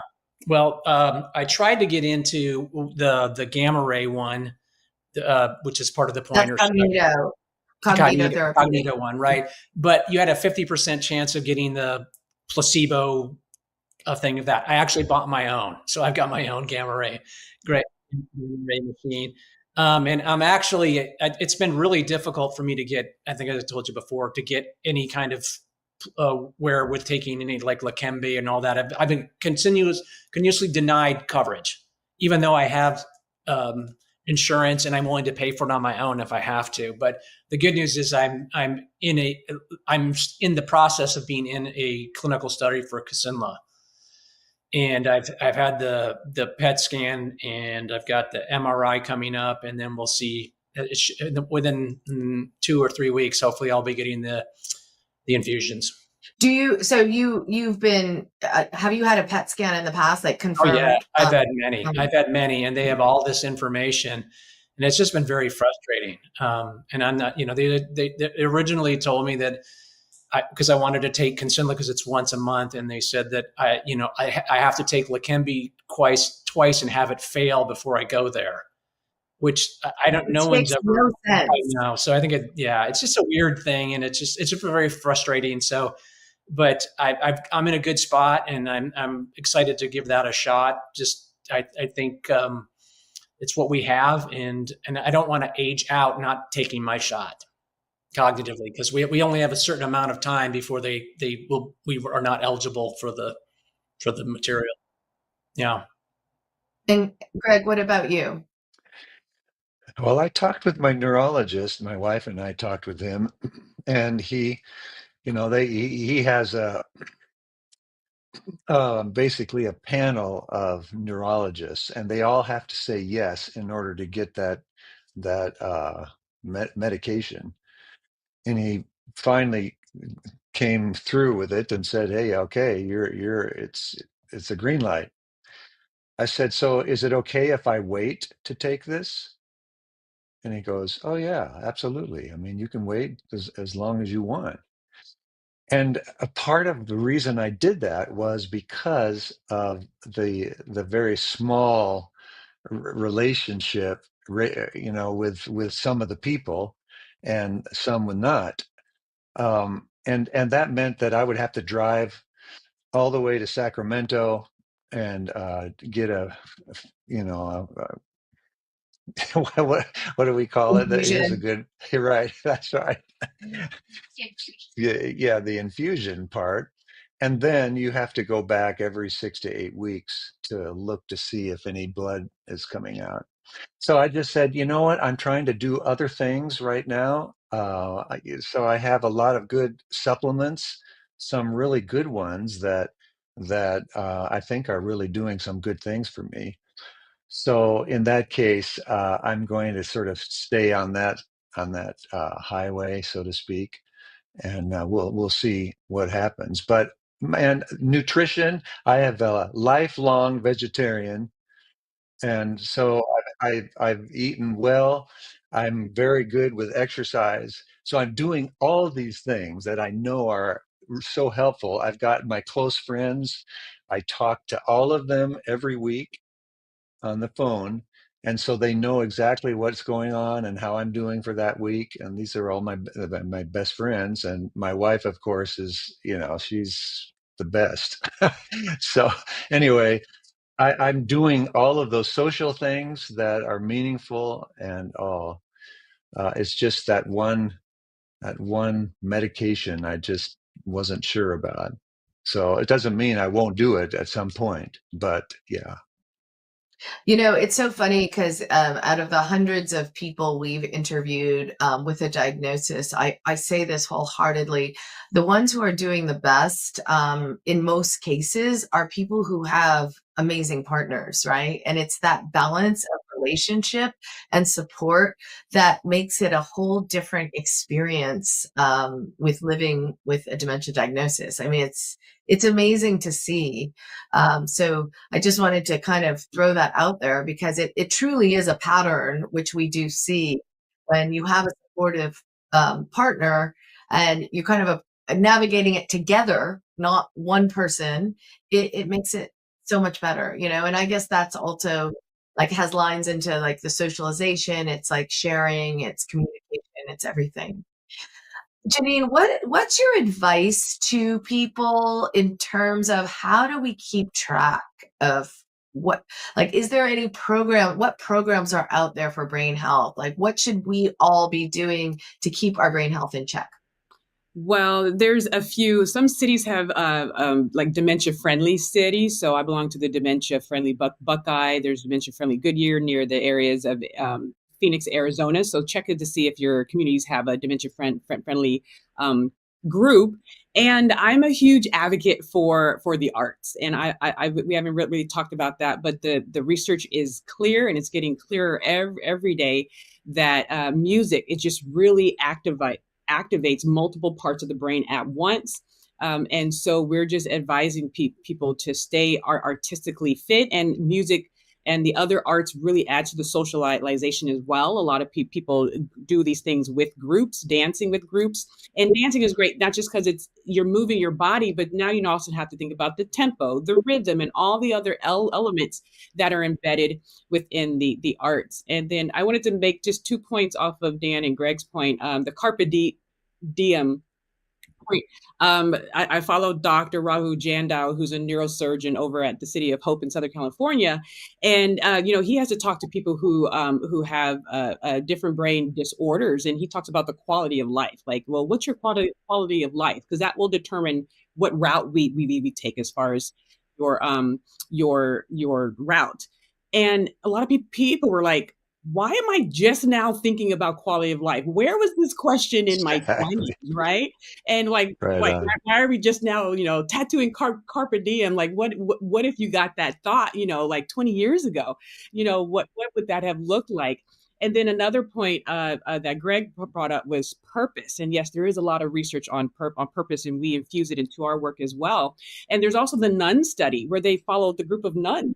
And one other thing, in addition to socialization and purpose and mental challenging activities, is their reflective capabilities. So a lot of them had journals, and they looked at their level of ideation, exactly what Phyllis said. Like, she was reflecting on her friend going on this trip and thinking about like, wow, and that is brain stimulation. But people who have journals, who reflect deeply, connect with the arts. I will always preach that, and just make sure you have, a good team around you, especially with the whole isolation epidemic that we're going through now. We have to just make sure we hold on to those key gems.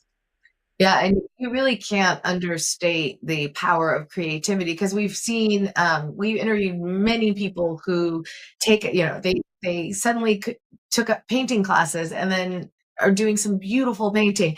So what they found actually is a diagnosis does not impact creativity for some reason, right? It may impact memory, but not creativity. And that is a whole way of allowing your brain to flourish and grow. And watch the documentary Alive Inside, because they show how they bring music into a lot of senior care homes, and it just picks them up. Music is a special gift. So, and that's one thing that people do is they ask the playlist, the most favorite songs of their loved one, and as the disease is progressing, they make sure that playlist is there to keep the brain connected. Can I speak on that one? Yes, please. Because I'm so big on what you just said. Yeah, I'm a musician, so I tell you what, man, it is life-saving for me. I sit down at the piano and I just let my fingers go all over. I will sometimes read my music, but then I will also just just build my own songs. But the music is just, I think you're so right, man. I mean, that's the best thing for a lot of us. Yeah. Have you felt, Greg, that your diagnosis has can you still play piano in the way that you've always played piano? Is it getting better? Like, what have you seen pre and post diagnosis? Yeah, that's what I was afraid of, but it's been just as good as before. So, you mentioned that with the brain. Apparently, there's a whole nother part of it where that becomes still real. And so that, excuse me, that's what I've experienced with my That piano. is, again, yet another example out of all of the examples out there. It has to be truth to it, right? We see this over and over again, which is quite amazing. Okay, what I wanted to do is kind of end on a note. This is the title of this this panel is Anything is Possible. So give us a takeaway about what you've learned since you've been on this journey, whether it's healthy or with a diagnosis. We all have really the same mission at the end of the day. Phyllis, starting with you, give us like a key takeaway since you entered into the life of brain health and supporting research. Well, there was a lot that was said today here. The thing about having a purpose, that's a huge thing that happened to me through this entire process. It's now I truly have a purpose because I know so many people that are going through what I went through, that have had family members that have seen it and that are concerned. What can I do? What can I do? And now just to be able to share, what we did with US Pointer and how it made such a big difference, that at this point, that's my purpose. And I love it. I love it because I have something to share and I feel like there is hope. There is hope. Amazing. Janine, what about you? Along with that, just this great study, that she's talking about, my purpose, my life's mission now is, if we know what happens with the intervention, we need to move it down to the prevention, and just make sure also that the arts are seen as a critical component to a life well lived, and know that we're all in this together. What they go through affects me, and what my children and my students go through affect them. We're looking at supporting this population, and so how is all of us getting this information together and sharing stories like what you're doing here going to help us thrive together? Thank you. Dan. It's weird in a sense that there is a gift of the disease. It sounds terrible probably to most people, but there's a knowledge. I don't know. I just feel like I'm living better in many ways because the end is nearer perhaps, but just that I've met so many great people on this journey, and people that I would not have met had I not been in it. So not everything about it is just god awful, and there's been a lot of positives that have come on it too. And I've just met so many people that are trying to make this thing go away, and we will get there. But it's just, I'm just trying to stay in that moment and just always kind of feed off of that to just remind myself, and that's how it goes. Thank you. Greg. Yeah, I'm not a medical doctor, so I don't take that part at all.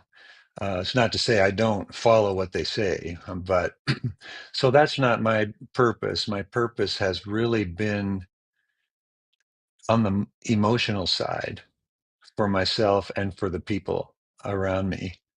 Um, it's the way I put it is embrace the reality without fear and shame.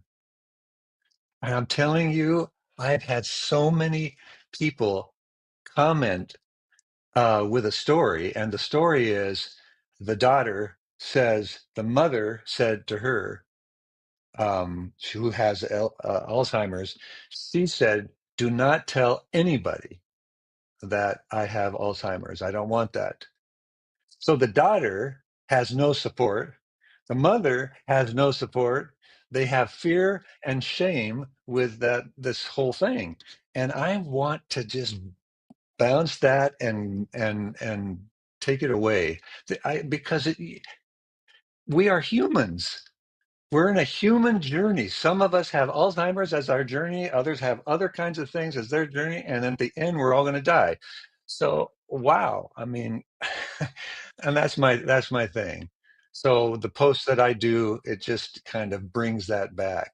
And that is such an important point. And there's no better way to dispel that stigma than to have people like you, all of you, to speak and up on this topic, how important brain health is, but also what it's like to truly live with a diagnosis. Thank you all for this amazing panel. Thanks for joining us today. I'm sure everyone will agree that it's been a very inspiring session. Deborah, thank you for leading today's conversation, and thanks to all of our panelists for your insight. Now, here's Russ Paulson, Us Against Alzheimer's Chief Operating Officer. What a great way to end day one of our two-day 2025 National Alzheimer's Summit. This summit this year is themed From Personal Stories to Powerful Action, Making a Difference in Alzheimer's. And boy, did we hear some personal stories and some people who are taking powerful action. We did hear about some of the science, but a lot of what we're talking about is what people's experience of Alzheimer's is. So we'll continue to hear personal stories tomorrow, day two of the summit, starting at 1 o'clock Eastern Time with Bruce Willis's wife, Emma Hemming Willis, who will tell the story about her husband and her experience of a non-Alzheimer's dementia, frontotemporal dementia, and her powerful experience as a caregiver. Stay tuned for that. Then at 2 o'clock Eastern tomorrow, we'll have a panel talking about how they use their voices to build a support system for families, build a community. Caregiving can feel so lonely, so challenging. These folks have found a way to build a community and feel empowered by their caregiving. So join us tomorrow for a panel on that at 2 o'clock Eastern. 3:15, we'll talk about how you can tell your story. As we heard at the beginning of today, Alzheimer's and all of scientific research is under threat in a way that we've not seen in decades, maybe ever. And the way we're going to fight this threat is by everyone raising their voices and talking about the importance of medical research to them, to their families, to people they care about. So tomorrow at 3:15, we'll talk about how you can tell your story about Alzheimer's in a way that might help buttress the case for medical research.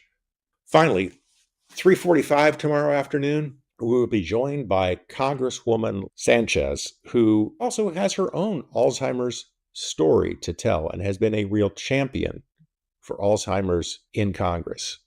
That's tomorrow afternoon, 3:45. Thanks for joining us today. We will see you back here at 1 o'clock tomorrow afternoon.